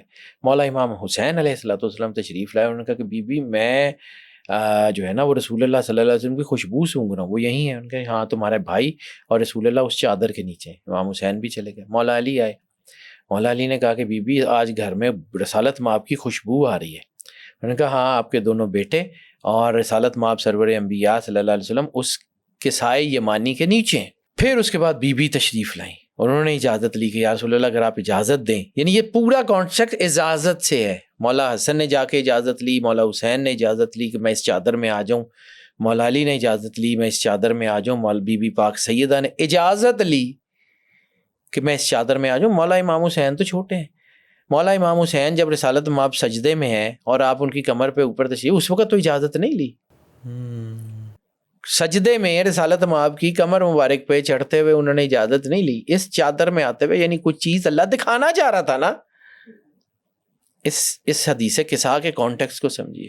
پھر مولا علی آ گئے، پھر جبرائیل نے کہا کہ یا اللہ، جو ان لوگوں کو تو میں عالین سے جانتا ہوں، یہ تو بڑی عظیم لوگ ہیں، لیکن آج جو ان کا نور اس چادر کے اندر نظر آ رہا ہے یہ تو میں نے کبھی نہیں دیکھا، یہ کون ہے؟ تو اس نور کا تعارف اللہ نے کیا کرایا، حدیث قصہ میں موجود ہے اور مستند متواتر ترین سکہ حدیث ہے۔ جناب جابر بن عبداللہ انصاری اس کے راوی ہیں، جناب بی بی امی سلمہ اس کی راوی ہیں، جناب بی بی عائشہ اس کی راویوں میں شامل ہے۔ یہ چھوٹی حدیث نہیں ہے کہ عام سی کوئی بندے نے کہہ دیو، نو، ٹھیک ہے۔ اور اس کے میں بی بی کے ازواج کے نہ ہونے کی گواہی بھی بی بی عائشہ اور بی بی ام سلمہ، یہ ان دونوں عظیم ترین جو ہے ہستیوں نے دی ہے۔ اور اگر ہم اس کے اوپر اعتراض اٹھاتے ہیں تو ہم نعوذ باللہ ان کے اوپر اعتراض اٹھاتے ہیں جن نے اس کی تصدیق کی۔ میں آگے چل کے اس کی تفصیل بیان کرتا ہوں۔ اب اللہ سے جبرائیل علیہ السلام نے پوچھا کہ یہ کون ہے، تو اللہ نے کیا کہا، ہم مادن رسالہ، یہ رسالت کی مادن ہے، ٹھیک ہے۔ اہل بیت نبوہ، نبوت کا اہل بیت یہ ہے اللہ کی زبان سے۔ حدیث قصہ میں اللہ کہہ رہا ہے اہل بیت نبوہ، یہ نبوت کا گھر ہے۔ وہ مادن رسالہ، رسالت کے نکلنے کی جگہ ہے۔ ہم فاطمہ، یعنی تعارف ہی اللہ نے کیا کہ ہم فاطمہ، وہ پاک بی بی سیدۃ العالمین سلام اللہ علیہ ہے۔ وہ ابوہا، ان کے والد ہیں، وہ بالوہا، ان کے شوہر ہیں، وہ بنوہا، ان کے بچے ہیں۔ تعارف اللہ کرا رہا ہے۔ رسالت مآب چادر کے پلو پکڑتے ہیں، جب یہ بات ہوتی ہے چادر کے پلو پکڑتے ہیں، اللہم ہاؤلاء اہل البیت، اے ہمارے رب یہی میرے اہل بیت ہیں، ہاؤلاء اہل البیت، اللہم والا من والاہم، اے اللہ ان سے محبت کر جو ان سے محبت کرے، اللہم آدا من آداہم، ان سے دشمنی رکھ۔ اللہ کو رسالت مآب کہہ رہے ہیں، سمجھیے اس کا تھرسٹ، کہ ان سے دشمنی رکھ جو ان سے دشمنی رکھ۔ لحمہم لحمی، ان کا گوشت میرا گوشت ہے، دمہم دمی، ان کا خون میرا خون ہے۔ رسالت مآب نے پورا تعارف کرایا ہوا ہے، کون ہے، کہاں ہے۔ جب رسالت مآب نے یہ چادر پکڑی اور آپ نے دعا فرمائی تو بی بی ام سلمہ جو ہے وہ آگے بڑھی، تو رسالت مآب نے ان سے مخاطب ہوا کہا کہ آپ یقیناً حق پہ ہیں لیکن آپ اس میں سے نہیں۔ یہ حدیث بی بی ام سلمہ جو ہے وہ سلام اللہ علیہا سے منسوب ہے، اور موجود ہے. امام نسائی نے اس کے اوپر لکھا, امام شافعی نے اس کے اوپر لکھا. اب آپ یہ جو ہے کہ جی نہیں ہماری مرضی نہیں ہے, ہمیں سمجھ نہیں آتی, تو ہم ان کے اوپر بھی, یعنی میں اگر کہتا ہوں کہ یار یہ آدمی ہیں, یہ بہت نیک آدمی ہیں, یہ بڑے آدمی ہیں, یہ فقہ کے شیخ الحدیث ہیں, اور میں کہوں کہ یار جو انہوں نے کہا وہ نہیں ٹھیک, تو اس کا مطلب ہے میں ان کی ذات پہ اعتراض کروں. تو اعتراض کن پہ؟ امام شافعی پہ, امام نسائی پہ, امام ابو حنیفہ پہ, ان لوگوں کے اوپر جنہوں نے اس کی گواہی دی ہے. تو سوچئے نہ چاہتے ہوئے بھی ہم بعض اوقات وہ باتیں کر جاتے ہیں صرف اپنے تعصب اور اپنی سوچ کے لیے. ہم نہیں ہے, میرے سمیت کوئی عقل کل نہیں ہے, میرے سے بھی غلطی ہو سکتی ہے, ہو سکتا ہے میں نے یہ جو ترجمہ کیا ہو غلط کیا ہو. عقل شعور اللہ نے دیا ہے نا, بالکل دیا, اس کو یوز کریں, سوچیں سمجھیں, ہو سکتا ہے صحیح جواب مل جائے. میں اس لیے جسٹیفائیڈ ہوں کہ میں اللہ کو جا کے قیامت والے دن یہ کہوں گا کہ مالک جتنا تو نے مجھے عقل شعور دیا تھا, میں نے دیانت داری سے بغیر کسی فرقے کو ساتھ شامل کیے, کسی تعصب کے بغیر, میں نے مالک اس کو بروئے کار لاتے ہوئے یہ نتیجہ نکالا تھا, میں نے بتا دیا. میں اپنے اللہ کے سامنے جسٹیفائیڈ ہوں. میں اپنے اللہ کو کہوں گا مالک میں کوشش جو میں کر سکتا تھا وہ میں نے کر لی ہے, آگے تیری مرضی. تو اس لیے میں بار بار اس کو, یہ مجھے یہاں پہ لانا بڑا ضروری تھا. آیت تطہیر میں انما کے استعمال سے کیا مفہوم ظاہر ہوتا ہے؟ انا ما سے یہ شروع ہوتا ہے. انا اور ما یہ دو لفظ ہے. انا بے شک, ما صرف اور صرف یہی. انما بے شک, صرف اور صرف. انما اے اہل بیت, یعنی اللہ جو ہے انما کہ بے شک صرف اور صرف تم جن سے میں مخاطب ہوں. تو اس کا مطلب ہے عربی لسانیات کے لوگ ہیں, اس کو کہتے ہیں حصر, یعنی ایکسکلوسیو ڈسٹنکشن. یعنی ایک چیز ہے, اس کا جنرل ترجمہ ہے, اور ایک اس میں سے خاص, یعنی ایک گروہ ہے. جیسے میں کہتا ہوں کہ جیسے اللہ کہتا ہے یا معاشر الجن والانس, یعنی تمام جن اور تمام انسان. لیکن انسانوں میں سے کسی ایک کو جو ہے وہ اسپیسیفک کر کے کہتا ہے کہ اے اہل مکہ, اے اہل ایمان. تو ڈسٹنکٹیو انما یرید اللہ, یعنی اہل بیت کے مختلف حصوں میں سے اللہ کہتا ہے انما آپ, یعنی پہلے اوپر تعارف پھر نیچے, پھر یہ درمیان میں اسپیسیفک ایکسکلوسیو ڈسٹنکشن روک کے کہتا ہے کہ یہ انما یہ ظاہر کرتا ہے کہ یہ جو تطہیر کا پاکیزگی کا سسٹم ہے یہ کائنات میں ہر ایک کے لیے نہیں ہے, صرف اور صرف ان کے لیے ہے جن کو رسالت مآب نے اس چادر میں اکٹھا کر کے خود فرمایا ہے ہؤلاء اہل البیت, یہ میرے اہل بیت ہے. یہ کائنات کی سب سے ہائی اینڈ فریکوینسی ہے, یہ ہائی اینڈ فریکوینسی ہے. اب آ جاتے ہیں یرید اللہ کے اوپر, ارادہ اللہ کا. ایک اذا ارادہ شیئا ان یقول لہ کن فیکون, ٹھیک ہے. اللہ کے ارادے کی دو قسمیں, ایک کو کہتے ہیں ارادہ تشریعی اور ایک کو کہتے ہیں ارادہ تکوینی. ارادہ تشریعی کہ اللہ نے ایک کوننٹ, ایک اصول بنایا کہ یہ میرا اصول ہے, یہ میری کتاب ہے, اگر تم اس کو فالو کرو گے تو میں جنت دے دوں گا, نہیں کرو گے تو دوزخ دے دوں گا. یہ ہے کہ جس میں اللہ نے آپ کو جو ہے وہ دے دی کہ آپ نے کرنا ہے, یعنی عبادت آپ نے کرنی ہے. راستہ اللہ نے دکھا دیا, اچھائی برائی ساری دکھا دی, اب آپ کے ذمہ ہے, آپ نے کر لیں گے فائدہ ہو جائے گا, جنت میں چلے جائیں گے, نیک ہو جائیں گے, یہ کر لیں گے, نہیں ہوگا تو دوزخ میں جائیں گے. اس کو کہتے ہیں ارادہ تشریعی, شریعت اسی سے نکلا ہے. اس کو کہتے ہیں کووننٹ, یعنی کووننٹ اور پیکٹ میں اور کسی میں فرق یہ ہوتا ہے کہ پیکٹ ایکول لوگوں کے درمیان ہوتا ہے, معاہدہ ایم او یو یا کوئی بھی اس کا نام لے لیں, کانٹریکٹ, وہ ہوتا ہے برابر کے لوگوں میں. یعنی آپ کے پاس پیسے ہیں, میرے پاس پلاٹ ہے, آپ نے پیسے دے دیے, میں نے آپ کو پلاٹ دے دیا, اس کا ایگریمنٹ ہو گیا. ایک ہوتی ہے کووننٹ, یعنی ایک عظیم ترین طاقت ہے, اس نے ڈیسائیڈ کیا کہ یہ اصول ہوں گے.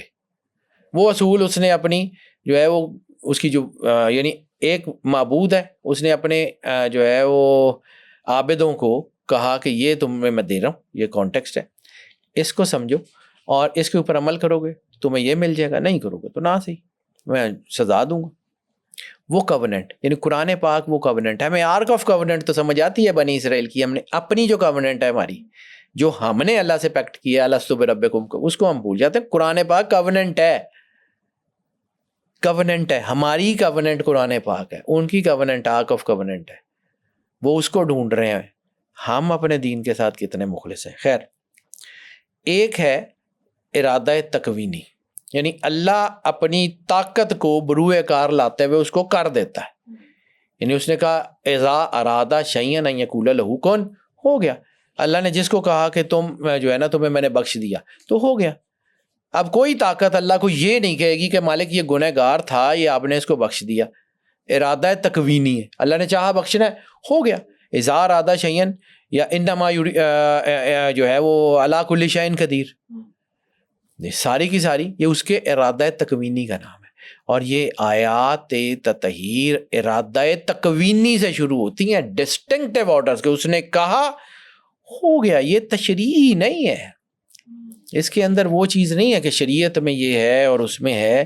یعنی اللہ نے ان کے ظہور سے لے کے عبدالآباد تک تمام رجس، تمام نیگیٹیوٹی کو ان سے دور کر دیا. یہ اللہ کی قدرت کاملہ ہے، یہ اللہ کی خاص قدرت ہے کہ ارادہ تکوینی.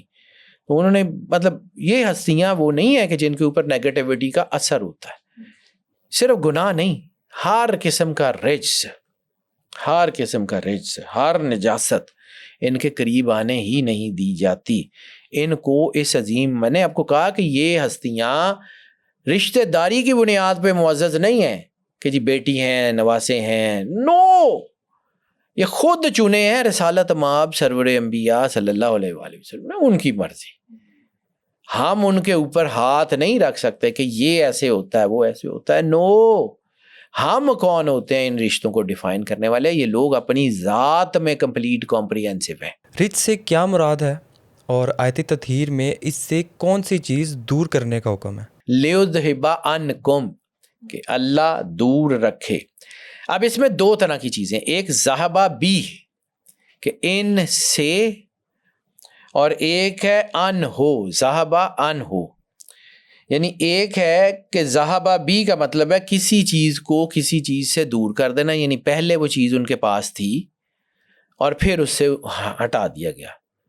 ذہبہ بھی اللہ نے نہیں کہا کہ رچ ان کے پاس تھا تو ان سے دور کر دیا. نو، انکم، ان کے پاس رزق آ ہی نہیں سکتا.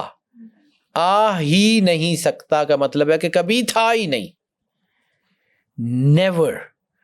یہ اس کے نوٹ سمجھ آتے ہیں نا کہ قریب آنے ہی نہ دیا جائے، دور کر دیا جائے. یعنی یہ جو میں ترجمہ اس کا سمجھتا کہ اللہ یہ نہیں کہتا کہ تم سے رزق کو دور رکھے، وہ کہتا ہے تم سے جو ہے نا تم سے رزق دور کر دے. یہ نہیں کہتا، وہ کہتا ہے رزق کو دور رکھے. رکھنا اور کرنا بہت فرق ہے. اب آ جاتے ہیں کہ یہ جو ہے نا یہ رزق ہوتا کیا، یہ اپنی ہر چیز سے، اور رزق کو سمجھیں، رزق ہر قسم کی منفی توانائی کا نام ہے، ہر قسم کی منفی انرجی کا نام ہے. یعنی ال کا مطلب ہے ایگزیکٹلی دس. الف لام جب لگتا ہے تو اس کا مطلب ہے ایگزیکٹلی دس، یعنی وہ بھی ڈسٹنکٹیو ہے. ال this one, all humans and this man, distinctive. ال یہ اس کے معنی میں آتا ہے. اب رزق کا مطلب ظاہری گندگی نہیں، رزق کا مطلب نیگیٹو تھاٹس، رزق کا مطلب اللہ سے دوری، رزق کا مطلب شرک، رزق کا مطلب ہر چیز جو نیگیٹیوٹی، حسد، کینہ، بغض، ہر چیز ظاہری ہر رزق سے پاک. اور یہ وہ آلودگی ہے جو اورا کو ویک کرتی ہے. میں NLP کو بھی تھوڑا بہت جانتا ہوں، کچھ اس کی بات کرتا ہوں. تو یہ انسان کی نچلی شعوری حالتوں سے جو ہے وہ انسان کو نکال کے جو ہے وہ پاک کرتی ہے. آگے چلتے ہیں، تطہیر سے کیا مراد ہے اور تطہیرن کا جو لفظ ہے وہ کس بات پر زیادہ زور دیتا ہے؟ اب یہاں پہ پاکیزگی کو ایک ذرا میں تھوڑا سا بیان کروں. پاکیزگی میں طہارت، یعنی طاہر اور مطہر کا فرق صرف سمجھانا چاہ رہا ہوں اس ٹاپک سے ہٹ کے، لیکن وہ اگر میں نے سمجھایا تو لوگوں کو سمجھ نہیں آئے گا. بہتا ہوا پانی پاک ہوتا ہے، اس پانی سے آپ وضو کریں آپ پاک ہو جاتے ہیں. لیکن وہ جو مستعمل پانی ہوتا ہے، یعنی آپ نے غسل کی حاجت ہوئی، آپ نے اس پانی سے غسل کیا، آپ پاک ہو گئے، لیکن آپ کے غسل میں جو پانی استعمال ہوا ہے وہ ناپاک ہے. بالکل صحیح. طاہر وہ ہے جو آپ کو پاک کر دے لیکن آپ کی ناپاکی کو اپنے اندر ضم کر لے. پانی طاہر ہے، ٹھیک ہے. ایک ہے مطہر. مطہر وہ ہے جو خود بھی پاک ہے اور آپ کو پاک کرنے کے بعد پاک رہے گا. مطہر. ٹھیک ہے, طاہر اور مطہر کا فرق سمجھ لیں. مطہر وہ ہے کہ خود بھی پاک ہے, یعنی نور اللہ کا پاک ہے, آپ کے اندر کوئی تھی, اللہ کا نور آپ کے اوپر پڑا, اس نے آپ کو پاک کر دیا. جیسے حج کے بعد لوگ ایسے پاک کر دیے جاتے ہیں جیسے وہ ماں کے پیٹ سے پیدا ہوئے. حدیث کا مطلب سمجھیے کہ وہ اس کے اوپر اللہ کا نور پڑا, اللہ کے نور نے ان کے اندر کی نیگیٹیوٹی کو ختم کر دیا. اب نور ناپاک نہیں ہوگا. نور آپ کو پاکیزگی دے کے, خود تو پاکیزہ ہے وہ رہے گا. طہرکم, مطہر, تطہیرہ کو سمجھے, وَيُطَهِّرَكُمْ تطہیرہ, یہ کمال تطہیر کا نام ہے. ٹھیک ہے, مطہر وہ نور ہے جو نور علی نور کر دیتا ہے. قرآن پاک میں کئی اقسام کی پاکیزگیوں کا ذکر ہے. الطہور شطر الایمان بھی حدیث میں ہے کہ صفائی نصف ایمان ہے. تو کل ایمان کو سمجھیے گا, پھر اگر صفائی نصف ایمان ہے تو کل ایمان کیا ہے. ٹھیک ہے, یہ سپیریئر, آپ اس کو کہہ لیں سپیریئر اسپرچول پیوریفیکیشن, میں لفظ ڈھونڈ رہا تھا, یہ سپیریئر اسپرچول پیوریفیکیشن کی ہائی اینڈ انرجی کا نام طاہرکم تطہیرہ ہے.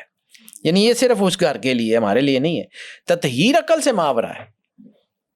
یہ وہ مقام ہے جہاں میں انسان میں اللہ کے سوا کسی کی کوئی محبت باقی نہیں رہتی, کسی کا خوف, کسی کی چیز. یعنی آپ دیکھیں کہ حدیث قدسی میں ہے کہ مومن کی فراست سے ڈرو, وہ اللہ کے نور سے دیکھتا ہے.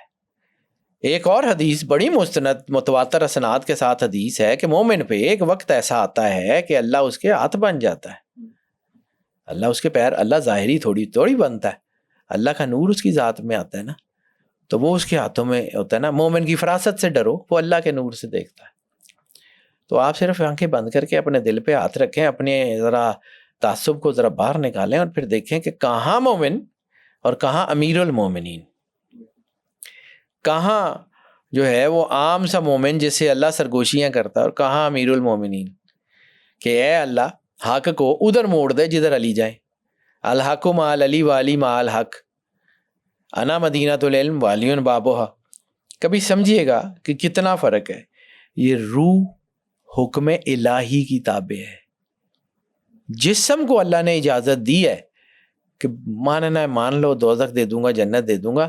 روح کو اجازت نہیں دی.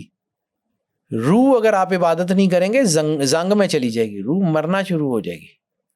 وہ جو ان کے دلوں پہ کفل لگ جاتے ہیں, نفس کا مرنا, کہ وہ کفل اس لیے لگتے ہیں کہ وہ اندر سے روح مردہ ہو جاتی ہے کہ اب اس کے ہونے کا ہی نہیں. اللہ نے کہا کہ بس بند کر دو, ختم.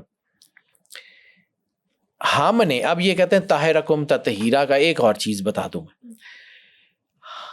یہ تو پاکیزہ ہیں, پاکیزگی کی معراج میں. ہمیں پاکیزگی کیسے ملے گی؟ ان سے جڑ کے, جس کا طریقہ میں نے بھی بتایا کہ درود پڑھیں. رسالت مآب نے کہا تھا اگر تم درود پڑھو تو تمہارے ہر کام کے لیے بہت کافی ہے. درود پڑھنے سے ہوگا کیا؟ آپ کے اندر کی نیگیٹیوٹی جانا شروع ہو جائے گی. آپ ان کی پاکیزگی کے قریب ہونا شروع ہو جائیں گے, ان کے قریب ہوتے جائیں گے. آپ کے اندر کے دکھ, تکلیفیں, پریشانیاں, ہر چیز ختم ہوتی جائے گی. ان کی اللہ نے ڈائریکٹ نہیں آنا, ان کے وسیلے سے آنا. قرآن ان کے وسیلے سے, رحمت ان کے وسیلے سے, شفاعت ان کے وسیلے سے, سرکار ختمی مرتبت بادشاہ کونین صلی اللہ علیہ وآلہ وسلم اور اہل بیت اطہار کے وسیلے سے, سارا کچھ ان کے وسیلے سے. اللہ بھی ان کے وسیلے سے. ان کے بغیر نہیں ہوتا. اگر ڈائریکٹ ہوتا تو لا الہ الا اللہ پہ بات ختم ہو جاتی. بہت سارے لوگ ہیں جو لا الہ الا اللہ پڑھتے ہیں, محمد رسول اللہ پہ ایک سیکنڈ کے کروڑویں حصے کے لیے بھی تذبذب کا شکار ہو گئے, سب ختم, کافر. رسالت مآب کی ذات کو سمجھیے. ٹھیک ہے, یہ جو ہے نا یہ اتنے بڑے لوگ ہیں. یعنی آپ اگر مائکرو کاسم اور جو ہے میکرو کاسم کو پڑھیں نا, یعنی رسالت مآب کی ایک حدیث ہے جس کے اوپر مولا علی علیہ السلام کا پورا ایک خطبہ ہے کہ کائنات ایک بہت بڑا انسان ہے اور انسان ایک چھوٹی کائنات ہے. مولا امیر کائنات نے کہا تمہاری بیماری تمہارے اندر ہے, تمہاری شفا بھی تمہارے اندر ہے. تم سمجھتے ہو تمہارا جسم چھوٹا تھا, تمہارے اندر ایک جہان پوشیدہ ہے. ٹھیک ہے, میکرو کاسم ایک بڑی کائنات اور مائکرو کاسم ایک چھوٹی کائنات. ٹھیک ہے, اس کو سمجھیں. قرآن پاک میں بھی اللہ کہتا ہے نا ہم تمہیں دکھائیں گے عن قریب اپنی خاص نشانیاں کھلے آسمان پہ اور خود تمہارے سینوں میں، یہاں تک کہ تم کہہ اٹھو گے انہم الحق، یہی حق ہے، کھلے آسمان پہ اور خود تمہارے سینوں میں۔ میکرو کاسم مائکرو کاسم، سرکار نے کہا تھا ذرے میں کائنات کا راز ہے، اللہ کے اندر فنفختو، انسان کے اندر فنفختو فی روحی کا اللہ کا راز ہے، ذرے کے اندر ایٹم کے گرد نیوٹرون پروٹون الیکٹرون یہ سارے اس طرح گھوم رہے ہیں جیسے سورج کے گرد چاند اور مریخ اور زمین، اور یہ سارے ایک ہی سسٹم پوری کائنات میں رواں دواں ہے، اس کو سمجھیے، ٹھیک ہے؟ اور اس کو سمجھیے کہ یہ کیا چیز ہے اور کیسی ہے، اللہ کا عدد ہے۔ میں نے آپ کو کہا تھا اچھا ایک اور چیز، بلکہ یہاں سے ہی شروع کرتے ہیں، میں کہیں اور جانا چاہ رہا تھا لیکن مجھے یاد آ گیا، اللہ کا عدد ہے 66، 6 اور 6 12۔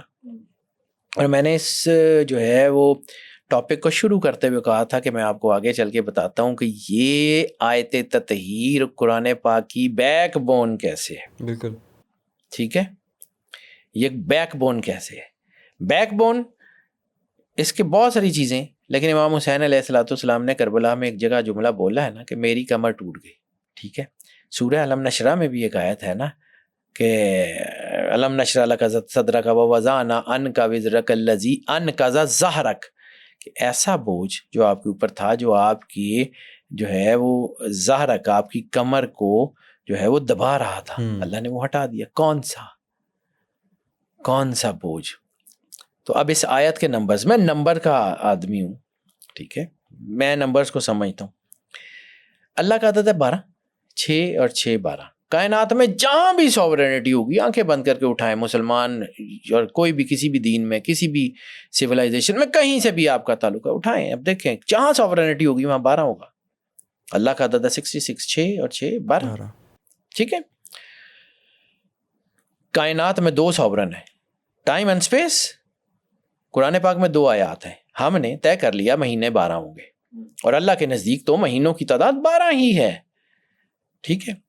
ادھر سے جو ہے وہ 2 آیتیں، اور ادھر سے قرآن پاک میں ایک اور آیت ہے، وَالسَّمَاءِ ذَاتِ الْبُرُوجِ، قسم ہے آسمان کی کہ جس میں ہم نے برج بنا دیے۔ برج کتنے؟ 12۔ سورج کے گرد 12 حصے کتنے؟ 12، ٹھیک ہے؟ ٹائم کس میں بنتا ہے؟ 12 میں۔ اللہ کا عدد کیا ہے؟ 12۔ سورینٹی کیا ہے؟ 12۔ اس آپ اپنی باڈی میں دیکھیں، برین میں 12 کارنیل نروز ہیں، 12 کارنیل نروز ہیں جو پوری باڈی کو جو ہے وہ چلاتی ہیں، ان میں سے جس کے اوپر بھی دباؤ پڑے گا آپ کا وہ حصہ مفلوج ہو جائے گا۔ دماغ سب کو چلاتا ہے۔ اللہ کا نور یعنی جو ہے وہ کہاں پہ آتا ہے؟ لطیفہ انا، جہاں سے اللہ کا دیدار ہوتا ہے، جہاں پہ وہ کہاں پہ آتا ہے؟ یہاں مقام پیشانی میں، دماغ میں اس کا اثر ہے۔ برین اینڈ ہارٹ نیورونز کی اصل کنیکٹیوٹی یہ ہے، ٹھیک ہے؟ باقی ساری چیزیں جو ہیں وہ ہارٹ نیورونز چلاتے ہیں، اللہ کی جو کنیکٹیوٹی ہے وہ برین نیورونز چلاتے ہیں۔ ابھی میں چونکہ میڈیسن کی طرف آؤں تو وہ ایک اور چیز ہو جائے گی، تو اس کو سمجھیے کہ یہ سارے جسم کو کنٹرول کرنے کا، ساری چیزوں کو کنٹرول کرنے کا جو ہے وہ سسٹم کیا ہے؟ 12 کارنیل نروز۔ حضرت عیسیٰ علیہ السلام 12 ہیں واری، بنی اسرائیل کے قبیلے 12 چشمے 12 ہر جگہ، اور رسالت مآب نے کہا تھا میرے بعد 12 سردار ہوں گے۔ امام کا لفظ قرآن پاک میں کتنی مرتبہ؟ 12 امام۔ اہل تطہیر کے آگے 12 سسٹم، اس کو سمجھیے، یہ میں بالکل تعصب کی بنیاد پہ، فرقے کی بنیاد پہ نہیں کہہ رہا ہوں، سمجھیے رسالت مآب کیا کہہ رہے ہیں، اللہ کا سسٹم کیا ہے۔ اب آ جاتے ہیں یہ بیک بون کیسے ہے۔ تو آپ کی ریڑھ کی ہڈی میں کتنے جو ہیں وہ ورٹیبراس ہوتے ہیں؟ 33 ورٹیبراس ہوتے ہیں، ٹھیک ہے؟ ورٹیبریز بھی کہتے ہیں، ورٹیبراس بھی کہتے ہیں، ٹھیک ہے؟ اس کو یہ کتنے ہوتے ہیں؟ یہ 33۔ سورہ احزاب کا نمبر کتنا ہے؟ 33۔ آیت تطہیر کا نمبر کتنا ہے؟ 33۔ سر 33 جمع 33 کتنا؟ 66۔ اللہ کے عدد کتنے ہیں؟ 66۔ بیک بون آف دا قرآن پاک، اللہ کا سگنیچر موجود ہے اس آیت کے اوپر۔ آپ کا کیا خیال ہے؟ قرآن اتنی آسان کتاب ہے کہ ہر بندے کو سمجھ آ جائے. وہ مجھے بھی نہیں آتی, مجھے بھی اللہ کی یہ میں آپ کو کہہ رہا ہوں کہ یہ راستے کھلتے ہی تب ہیں جب آپ اللہ اور سرور انبیاء کے نور سے مزین ہوں. یہ راستے کھلتے ہی تب ہیں جب سرور انبیاء کے نور سے مزین ہو کے آپ اہل بیت کی محبت کی طرف جاتے ہیں. یہ راستے اس وقت کھلتے ہیں جب صحابہ کرام کی باتیں مانتے ہیں. صحابہ کرام میں کیا حضرت ابو بکر کی حدیث نہیں ہے کہ جب آپ مولا علی کے چہرے کو دیکھتے رہتے تھے تو کسی نے پوچھا کہ جی آپ ان کو کیوں دیکھتے ہیں؟ کہ خدا کی قسم میں نے رسول اللہ کو یہ کرتے ہوئے دیکھا ہے, میں نے رسول اللہ کے سنا ہے کہ علی کا ذکر عبادت ہے, میں نے رسول اللہ سے سنا ہے کہ جو ہے نا وہ علی کو دیکھنا عبادت ہے. راوی تو حضرت ابو بکر ہے. اگر آپ اس کو نہیں مانتے تو اس کا مطلب ہے ان کے اوپر اعتراض کریں.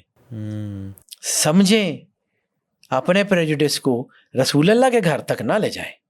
ٹھیک ہے فقہ میں جو ہے وہ اختلاف ہوتا ہے, وہ اچھی چیز ہے, ہونا چاہیے, ہیلدی ڈبیٹ ہونی چاہیے, لیکن اپنے پریجوڈس کو, اپنے تعصب کو رسول اللہ کے گھر تک نہ لے جائیے. اللہ کا واسطہ ہے, اس کو سمجھیے. کوئی شیعہ سنی روایات کی بات نہیں کرتا ہوں. پھر مجھ سے کہا جاتا ہے جی حوالے, تو میں یہ حوالے بھی لکھے ہوئے ہیں. یعنی تمام اہل سنت, اہل تشیع کی کتابوں میں بڑے علماء, بڑے نام, جن میں سب سے بڑا نام امام نسائی, امام شافعی, طبرسی, طبرانی, حاکم نیشا پوری, طحاوی, سیوطی, جلال الدین سیوطی, فخر الدین رازی, اٹھا کے دیکھیں ان کی کتابوں میں کیا لکھا ہوا ہے, انہوں نے کیا تفسیر کی ہے. در منصور میں کیا ہے جلال الدین سیوطی کی, پڑھ کے تو دیکھیں. اب ساری کتابیں اگر میں یہاں بتانا شروع کر دوں گا نا تو میں 1 گھنٹے میں تو صرف 2 حوالے بتاؤں گا کہ فلاں کتاب, فلاں صفحہ, فلاں. یہ خود بھی پڑھے نا تھوڑا سا کچھ. اور اسی میں ذکر ہے, امام نسائی نے ذکر کیا کہ رسالت مآب نے کہا تھا کہ میرے بعد میری اس اولاد میں سے, حدیث کے ساتھ اس اولاد, ساری اولاد کا ذکر ہی نہیں کیا, اس اولاد میں سے, اہل کسا میں سے, مولا امام حسن اور مولا حسین کی اولاد میں سے 12 سردار ہوں گے. یعنی رسالت مآب سے لے کے اور امام مہدی تک یہ 14 نفوس قدسیاں ہیں. اور میں نے آپ کو کہا تھا کہ جہاں بھی کائنات میں اللہ اور سرور انبیاء صلی اللہ علیہ وآلہ وسلم کا مرجر ہوگا وہاں 5 ضرور ہوگا. اللہ کے 12, 66, 6 اور 6 12, رسالت مآب کے 92, 9 اور 2 11, 11 جمع 12 23, 2 + 3 = 5, یہ 14, 4 جمع 1 5. قرآن پاک کا سینٹیکس, میتھمیٹکس آف دا قرآن پاک کو سمجھیے یہ کیا ہے, کون سی کتاب ہے. میں فزکس کی زبان میں قرآن پاک کو سمجھنے کی کوشش کی ہے, مجھے کوانٹم انرجیز میں قرآن پاک سمجھ آتا ہے. یعنی رسالت مآب سرور انبیاء صلی اللہ علیہ وآلہ وسلم ایک سورج ہے اور اس کے گرد یہ 12 ستارے گردش کر رہے ہیں. رسالت مآب سرور انبیاء کی ذات کی وجہ سے یہ سارے ہیں. ٹھیک ہے. اور ایک اور چیز میں اس کو جو ہے وہ اللہ پاک کے نور کی جو ہے نا وہ جو تنویر ہیں اس کے بات کر دیتا ہوں کہ یہ جو میں نے 66 کا ذکر کیا اسی کی ذہن میں تطہیرہ لفظ, تطہیرہ کے لفظ کے 624 اس کے نمبر بنتا ہے. 6 + 2 + 4 کتنا؟ 12. اللہ کا عدد 12. تمام لسانیات, تمام علم اعداد کے جتنے لوگ ہیں, زبانیں بننے سے بہت بعد میتھمیٹکس آیا ہے. یہ جتنی زبانیں, جتنے لنگوسٹکس کے لوگ ہیں نا, یہ بات سمجھتے ہیں کہ یہ زبانیں بیسیکلی اعداد کی بنیاد پہ بنائی گئی تھی. یہ جتنی ہیبریو اور پرانی ساری زبانیں ہیں, ان کے لکھنے کے طریقے, ان کے اندر تمام نمبرز ہیں. لوگ نمبرز کو لفظوں سے پڑھتے تھے, پھر بعد میں یہ میتھمیٹیکل سسٹم آیا اور پھر ڈیسیمل سسٹم آیا. قرآن پاک میں استعمال ہونے والی زبان سے لے کے کائنات کی کسی بھی سویلائزیشن میں استعمال ہونے والی زبان اور گرامر میں ایک چیز کامن ہے کہ phonetics would be the same. آوازیں سیم ہوں گی, کم زیادہ ہوں گی, آگے پیچھے ہوں گی, لیکن ہوں گی وہی. پوری کائنات میں جہاں بھی یہ میتھمیٹکس کا سسٹم ہے, کسی سویلائزیشن میں گنتی 1 سے شروع ہوگی, 9 پہ ختم ہو جائے گی. کون تھا جس نے یہ سارا سسٹم بنایا تھا؟ نکولا ٹیسلا کی ساری زندگی 369 کو پڑھتے ہوئے گزر گئی. میں نے اس کے اوپر بہت کام کیا ہوا ہے, تو کبھی زندگی رہی تو 369 کو سمجھاؤں گا کہ یہ ہوتا کیا ہے, یہ 33 کے اندر راز کیا ہے, یہ 66 کے اندر راز کیا ہے, یہ 9 کے اندر راز کیا ہے. ٹھیک ہے, اس کو سمجھیے. اور پھر ایک اور چیز, اب آ جاتے ہیں تھوڑا سا اس کے روحانی اور تصوف کے محکمے میں, کہ انسان کے اندر بہت ساری چیزیں ہیں جس کے اوپر اللہ کا نور اثر انداز ہوتا ہے, برین اینڈ ہارٹ نیورونز میں. حدیث ہے نا کہ جب انسان کوئی گناہ کرتا ہے تو اس کے دل پہ ایک سیاہ دھبا لگا دیا جاتا ہے اور پھر یہاں تک کہ اس کا دل ان گناہوں کی وجہ سے مکمل سیاہ ہو جاتا ہے. یہی آپ کے حال اورے کا ہوتا ہے. یعنی جب آپ کے اندر نیگیٹیوٹی آتی ہے آپ کا اورا تھوڑا سا گہنایا جاتا ہے. تو یہ روحانیت یہ کہتی ہے کہ انسان صرف جسم نہیں ہے, انسان صرف گوشت پوش ہڈیوں کا نہیں ہے. یعنی فزیولوجی صرف چیز نہیں ہے, فزیونومی کے بغیر اس کا وجود ہی نہیں ہے. اسی طرح اسٹرونومی صرف کچھ نہیں ہے, اسٹرالوجی کے بغیر اس کا وجود ہی نہیں ہے. اس کو سمجھیں, فزیولوجی فزیونومی آپس میں جڑی ہوئی ہیں. یعنی ظاہری جسم میں کتنی ہڈیاں, کتنے گوشت, آنکھ کے اندر کیا سسٹم, کون سی وین کہاں, یہ فزیولوجی ہے. ان کے اندر برین اینڈ ہارٹ نیورونز کا سسٹم, لمف نوڈس, ان کے اندر جو ہے الیکٹرولائٹس, وہ سارا فزیونومی ہے. اس کو سمجھیے. اس کو نہیں پڑھیں گے تو یہ جو آپ کے اورا کے گرد بلیک دھبے لگتے ہیں نا, تو یہ کس سے دور ہوتے ہیں؟ وہ چمک تجھ سے پاتے ہیں سب پانے والے, میرا دل بھی چمکا دے چمکانے والے. وہ ہوتا کیا ہے؟ وہ کوئی پالش بھی لگتی ہے؟ نہیں. آپ سرور انبیاء صلی اللہ علیہ وآلہ وسلم اور ان قدوس جو ہے نفوس قدسیہ کے قریب ہوتے ہیں, ان مقدس ترین ہستیوں کے قریب ہوتے ہیں. ان کی فریکوینسی سے جب آپ جڑتے ہیں تو آپ کے اندر کی فریکوینسی وائبریٹ کرنا شروع کر دیتی ہے. ان کا سب کانشیس اتنا پاورفل ہے کہ یہ آپ کے سب کانشیس کو طاقت دے دیتا ہے. یعنی آپ سمجھیں کہ آپ کو جو ہے وہ فون کو چارج کرنے کے لیے پاور بینک کی ضرورت ہوتی ہے نا, تو کائنات میں سب سے بڑا پاور بینک روحانیت کا, دین کا, ہر چیز کا سرکار رسالت مآب اور ان کا گھر. اس کو سمجھیے. اس روحانی فریکوینسی سے اٹیون ہو کے آپ آگے بڑھتے ہیں. اب سمجھیں یہ جو میں نے کہا تھا کہ بے مصطفیٰ بے رسان خیش را کہ دین ہمہ اوست, اگر بے اونا رسیدی تمام بولہا بیست. اس کو سمجھیے. میں ایک نیگیٹیوٹی کی ایک چھوٹی سی بات بتاتا ہوں. مطلب بات لمبی ہو رہی ہے لیکن میں ذرا تھوڑا سا چاہوں گا کہ اگر یہ لمبی بھی ہو جائے تو اس کو دیکھ لیں تاکہ یہ بات رہ نہ جائے آدھی. آپ نے ریڈیوز ٹی وی دیکھے ہوں گے, وہ کیا کرتے ہیں؟ اپنے آپ کو ٹیون کرتے ہیں. ریڈیو خود سے کوئی چیز براڈ کاسٹ نہیں کرتا, ٹی وی خود سے کوئی چیز براڈ کاسٹ نہیں کرتا. جو سسٹم میں موجود چیزیں ہوتی ہیں اس سے وہ ٹیون کرتا ہے اور وہی آپ کو دکھاتا ہے. بالکل. انسان کا دماغ خود سے کچھ نہیں سوچتا, خود سے انسان کا دماغ کچھ نہیں سوچتا. جہاں پہ آپ اس دماغ کو ٹیون کر لیں, آپ فحاشی سے ٹیون کر لیں, آپ حسد سے ٹیون کر لیں, آپ بغض سے ٹیون کر لیں, یا آپ اللہ سے ٹیون کر لیں, رسالت مآب سے ٹیون کر لیں, it's all up to you. یہ وہ جسے میں نے کہا تھا کہ ارادہ تشریح, کہ آپ کے اندر اللہ نے وہ رکھ دیا اور آپ کو کہا کہ ٹیون کر لو. یعنی ریڈیو جیسے براڈ کاسٹڈ آوازوں کو باہر نکالتا ہے, اسی طرح کائنات میں آپ کو پتہ ہے کہ آپ نے اس کو نچلی سطح کی پست فریکوینسی پہ رکھنا ہے یا ڈیوائن فریکوینسی پہ رکھنا ہے. آپ کی ذات, آپ نے اپنے آپ کو ٹیون کرنا ہے. ٹھیک ہے. جیسے آج ہم اے آئی کی بات کرتے ہیں تو آپ ایک دفعہ کوئی غلط سائٹ سرچ کر لیں, آپ کو آپ کا فون وہ سائٹس دکھانا شروع کر دے گا. ٹھیک ہے. آپ ایک دفعہ کوئی جو ہے وہ کوئی چیز سرچ کر لیں, آپ دینی معلومات سرچ کرنا شروع ہو جائیں, آپ کو اے آئی وہ دکھانا شروع ہو جائے گی. آپ کی سوچ تو کیا انسان کی بنائی ہوئی مشینیں اتنے طاقتور ہیں, اللہ کی بنائی ہوئی مشین کام ہی نہیں کرتی.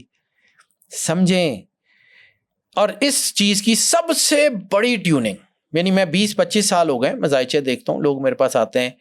ویسے تو بہت ہی کم لوگ ہیں جن کا روحانیت سے کوئی تعلق ہے, جو اللہ اور رسول کے قریب ہونا شروع ہوتے ہیں. باقی لوگوں کو تو 2 ہی مسئلے زیادہ ہیں, تیسرا ہیلتھ کا ہے اور چوتھا یہ جو ہے نا روحانیت والا, یہ تو بہت ہی کم ہے. یعنی رومانس اور فائنانس کے علاوہ تو میرے سے بہت کم ہی کوئی سوال ہوتا ہے, روحانیت بہت ہی کم ہوتا ہے. لیکن جو لوگ روحانیت کے بارے میں پوچھتے ہیں نا, تو میں نے ایک ہی جواب چاروں کو یہاں بھی اگر میں لوگوں کو بتا سکوں تو درود پاک وہ واحد چیز ہے جس سے آپ اپنے آپ کو اٹیون کر سکتے ہیں اس گھر کے ساتھ. درود پاک, رسالت مآب, اللہ بھی وہی کرتا ہے. یعنی کوئی بھی عبادت اس میں اعظم کچھ بھی ہوگا کسی بندے نے بتایا ہوگا نا, یہ تو اللہ نے خود بتایا. رسالت مآب سرور انبیاء صلی اللہ علیہ وآلہ وسلم نے خود کہا کہ اگر تم صرف درود پڑھو تمہارے ہر کام کے لیے تمہارے لیے بہت کافی ہے, ہر کام کے لیے.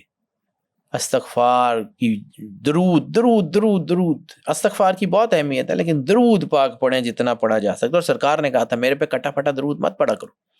تو صحابہ کرام نے کہا یا رسول اللہ کٹا پھٹے درود کا مطلب؟ فرمایا مجھ پہ درود پڑھو, میری آل پہ نہ پڑھو. پھر ایک اور حدیث ہے بڑی مستند کہ جس نے مجھے اور میری آل کو علیحدہ کیا وہ ہم میں سے نہیں. تو رسالت مآب کی آل درود میں سے نکال دی تو کچھ بھی نہیں، یہ سمجھیے گا۔ اور اگر آپ 1 سیکنڈ کے 1000ویں حصے کے لیے بھی ان کے ساتھ ٹیون ہو جائیں تو پھر نہ جادو رہتا ہے، نہ بیماریاں رہتی ہیں، نہ چیزیں رہتی ہیں۔ یعنی روز لوگ پوچھتے ہیں کہ جی جادو کا علاج کیا ہے، فلاں کا علاج کیا ہے، کچھ بھی نہیں۔ یہ میں ان لوگوں کی اب بات کرنے لگا ہوں کہ جو اس انرجی سے جڑے ہوئے ہیں، جن لوگوں کا اس انرجی سے تعلق ہے، انہوں نے اس کے بارے میں، اس آیت کے بارے میں کیا کہا۔ میں چند باتیں بتا کے آگے اس کو کنکلوڈ کرتا ہوں، میں بالکل اینڈ کے قریب ہوں۔ یعنی صوفیہ کرام کے نزدیک تطہیر کوئی ظاہری عمل نہیں ہے، بلکہ ایسیٹیرک ایولیوشن یعنی نور کے ساتھ جڑنا اور اس کے ساتھ اسے آگے بڑھنا، اس کی آخری منزل کا نام تطہیر ہے۔ یعنی قلب اللہ کا گھر ہے نا، قلب مومن بیت اللہ، قلب مومن عرش اللہ، تو یہ عرش بنے گا کب؟ جب اس کے اندر سے باقی 360 بت نکالے جائیں گے۔ تو وہ کب نکالیں گے؟ رسالت مآب نے نکالنے، ان کے نور نے نکالنے، ان کے ساتھ ٹیون ہوں گے۔ یعنی صوفیہ کہتے ہیں کہ جس طرح سورج کی روشنی ہر چیز پہ پڑتی ہے لیکن خود میلی نہیں ہوتی وہاں پہ پڑنے سے، اسی طرح یہ نور سب پہ پڑتا ہے لیکن خود میلا نہیں ہوتا، جیسے میں نے طاہر اور مطہر کا فرق بتایا۔ یہ اتنا طاقتور نور ہے، اتنا طاقتور نور ہے کہ یہ انسان کو جو ہے وہ روشن کر دیتا ہے۔ یعنی وجود انسانی وہ ہے کہ جس کے اندر اللہ کا راز ہے، وجود انسانی وہ ہے جس میں صفات الہیہ کاشت ہوتی ہیں، یعنی کل رحمان وہ ہے، اور آپ اس سے جڑتے ہیں اور آپ کے اندر رحم کا جذبہ آ جاتا ہے تو آپ اس کی وجہ سے رحمان بھی ہو گئے نا۔ آپ کے اندر سلامتی کا جذبہ آ جاتا ہے، کل سلام تو وہ ہے، آپ کے اندر سلامتی ہے، آپ لوگوں کے لیے سلامتی بنتے ہیں۔ جیسے اللہ کہتا ہے قرآن میں کہ قلنا، ہم نے کہا، یا نارو، اے نار، کونی، ہو جا، بردًا و سلامًا علی ابراہیم، کہ ٹھنڈی اور سلامتی والی ابراہیم کے لیے۔ تو سلام تو وہ ہے، آگ سلامتی کیسے بن گئی؟ اس کے حکم سے۔ ٹھیک ہے، اس کو سمجھیے۔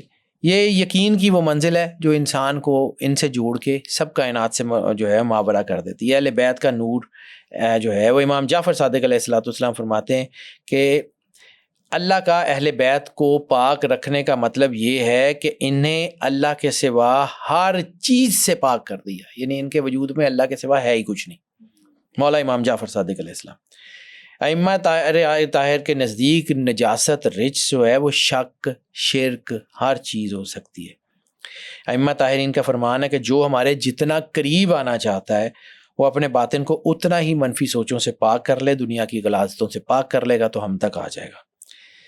میں نے اسی طرح کہا تھا امام باقر علیہ السلام تو کہ ہم وہ علم کے سمندر ہیں جس میں کوئی رجس نہیں آ سکتا، جو ہمارے پاس آئے گا وہ رج سے پاک ہو جائے گا۔ تو اب یہاں رک کے ایک چھوٹی سی چیز اور بتا کے، کیونکہ میں پھر بات لمبی کر جاتا ہوں، یعنی فیصلہ قرآن کا کہ رج ان کے قریب نہیں آ سکتا، ٹھیک ہے؟ تو پھر اگر آپ کے دماغ میں ان کی محبت ہے، آپ کے دل میں ان کی محبت ہے، آپ کے دل میں وارفتگی ہے، رسالت مآب سرور انبیاء صلی اللہ علیہ وآلہ وسلم اور اہل بیت کا نام لے کے آپ کے اندر خوشی کی لہر آ جاتی ہے، تو پھر آپ کچھ بھی ہوں، گناہ گار ہی صحیح، رجس نہیں ہو سکتے، کیونکہ رجس ان سے دور ہے۔ کتنا مقدس مقام ہے، اس کو ذرا رک کے سوچئے گا۔ ائمہ طاہرین علیہ الصلوۃ والسلام کو میں نام لیے بغیر بتا رہا ہوں کہ بہت لمبی لسٹ ہے، وہ بڑا لمبا ہو جائے گا اگر میں ایک ایک کر کے سارا کچھ بتاؤں۔ تو انہوں نے کہا، انہوں نے جتنی تلقین کی ہے کہ تمہاری ظاہری عبادت اس وقت تک قبول نہیں ہوگی جب تک تمہارا باطن اہل بیت سے جڑا ہوا نہیں ہوگا۔ اور پھر نحن کلمات اللہ، ہم اللہ کے کلمات ہیں۔ پھر امام علی علیہ الصلوۃ والسلام نے فرمایا کہ ہم اللہ کے وہ چنے ہوئے بندے ہیں جن سے جڑنے کے بعد لوگ اللہ کے قریب ہوتے ہیں۔ تو یہ خطاب کا ماضی کرتا ہے کہ راستہ کیا ہے۔ محی الدین ابن عربی وہ کہتے ہیں کہ اہل بیت وہ نور اول ہیں جن سے کائنات کی تمام روحانی تجلیات پھوٹتی ہیں، ان کے بغیر راستہ نہیں ہے۔ جلال الدین رومی نے اپنی مثنوی میں کہا کہ محبت اہل بیت وہ کیمیا ہے جو عام لوہے کو سونا بنا دیتی ہے، جو انسان کو نور سے بھر دیتی ہے۔ داتا گنج بخش علی اجویری کشف المحجوب میں کہتے ہیں کہ طریقت کی ابتدا اور انتہا اہل بیت کی غلامی، ان کی محبت اور ان کے نقش پا کے اوپر سجدہ کرنا ہے، جہاں پہ ان کے پاؤں ہیں وہاں پہ سر جھکانا ہے۔ معین الدین چشتی اجمیری جو ہیں وہ کہتے ہیں کہ اہل بیت کا پاکیزہ خون جو ہے وہ ان کی باطنی طہارت ہے، اور یہی وجہ ہے کہ امام حسین علیہ الصلوۃ والسلام اور اہل بیت کی اتباع ہی دین کا جو ہے اصل مظہر ہے۔ تو وہ جو میں نے آپ کو کہا ہے کہ اگر آپ کے دل میں یہ محبت ہے تو آپ کو راستہ مل ہی جائے گا، مل ہی جائے گا۔ وہ مجھے یہاں پہ تھوڑا سا ایسے ہی آؤٹ آف دا کانٹیکسٹ ایک شعر یاد آ گیا درشن سنگھ گوارا کا، بڑی لمبی وہ اس کی نظم ہے، لیکن مجھے وہ اس میں سے کچھ حصہ آپ کو صرف سناتا ہوں۔ رب ایک گنجلدار بجھارت، رب ایک گورک دھندا، کھولن لگیاں بہ جاوے کافر ہو جائے بندہ، کافر ہونوں ڈر کے جیویں کھولنوں مول نہ کھنجی، لائی لگ مومن نالوں کھوجی کافر چنگا۔ سمجھیں اللہ کہتا ہے لے آیات اولی الالباب، عقل والوں کے لیے نشانیاں ہیں، اگر آپ ان سے جڑ جائیں آپ پاک ہیں، پاک ہونے کے لیے ان کا گھر ہے۔ یہ وہی ایسیٹیرک وزڈم کی بات کر رہا ہوں، ہائر ٹروتھس، کائنات کے ہائر ٹروتھس، باب تطہیر، جیسے علم حاصل کرنے کے لیے باب العلم تک آنا پڑتا ہے، ویسے ہی مطہر ہونے کے لیے، طاہر ہونے کے لیے باب تطہیر پہ آنا پڑتا ہے، اس گھر سے دروازہ نکلتا ہے۔ آیت تطہیر صرف اور صرف کوئی کلام نہیں ہے، یہ پریکٹیکلٹی کا نام ہے، یہ کائنات کی کامل رہنمائی کا سسٹم ہے، یہ نیگیٹیوٹی کے مکمل ختم ہونے کا نام ہے، یہ ایبسلیوٹ لائٹ ہے اور ایبسلیوٹ ڈارکنیس کا علاج بھی یہی ہے، یہ آپ کی سب کانشیس پروگرامنگ کا نام ہے، یہ آپ کی ڈیوائن انٹیگریٹی کا نام ہے، یہ آپ کی ڈیوائن کنیکشن کا نام ہے، یہ آپ کی ڈیوائن سیکیورٹی کا نام ہے۔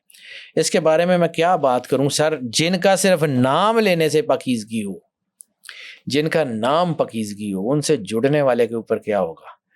پھر دوزخ کیا، قبر کیا، پھر سب یہی ہیں۔ رسالت مآب سے جڑ جائیں، جس دن آپ کو یہ سمجھ آ گیا، جس دن آیت تطہیر کا سینٹیکس سمجھ آ گیا، اس دن آپ کو پتہ لگے گا کہ قرآن کہتا کیا ہے۔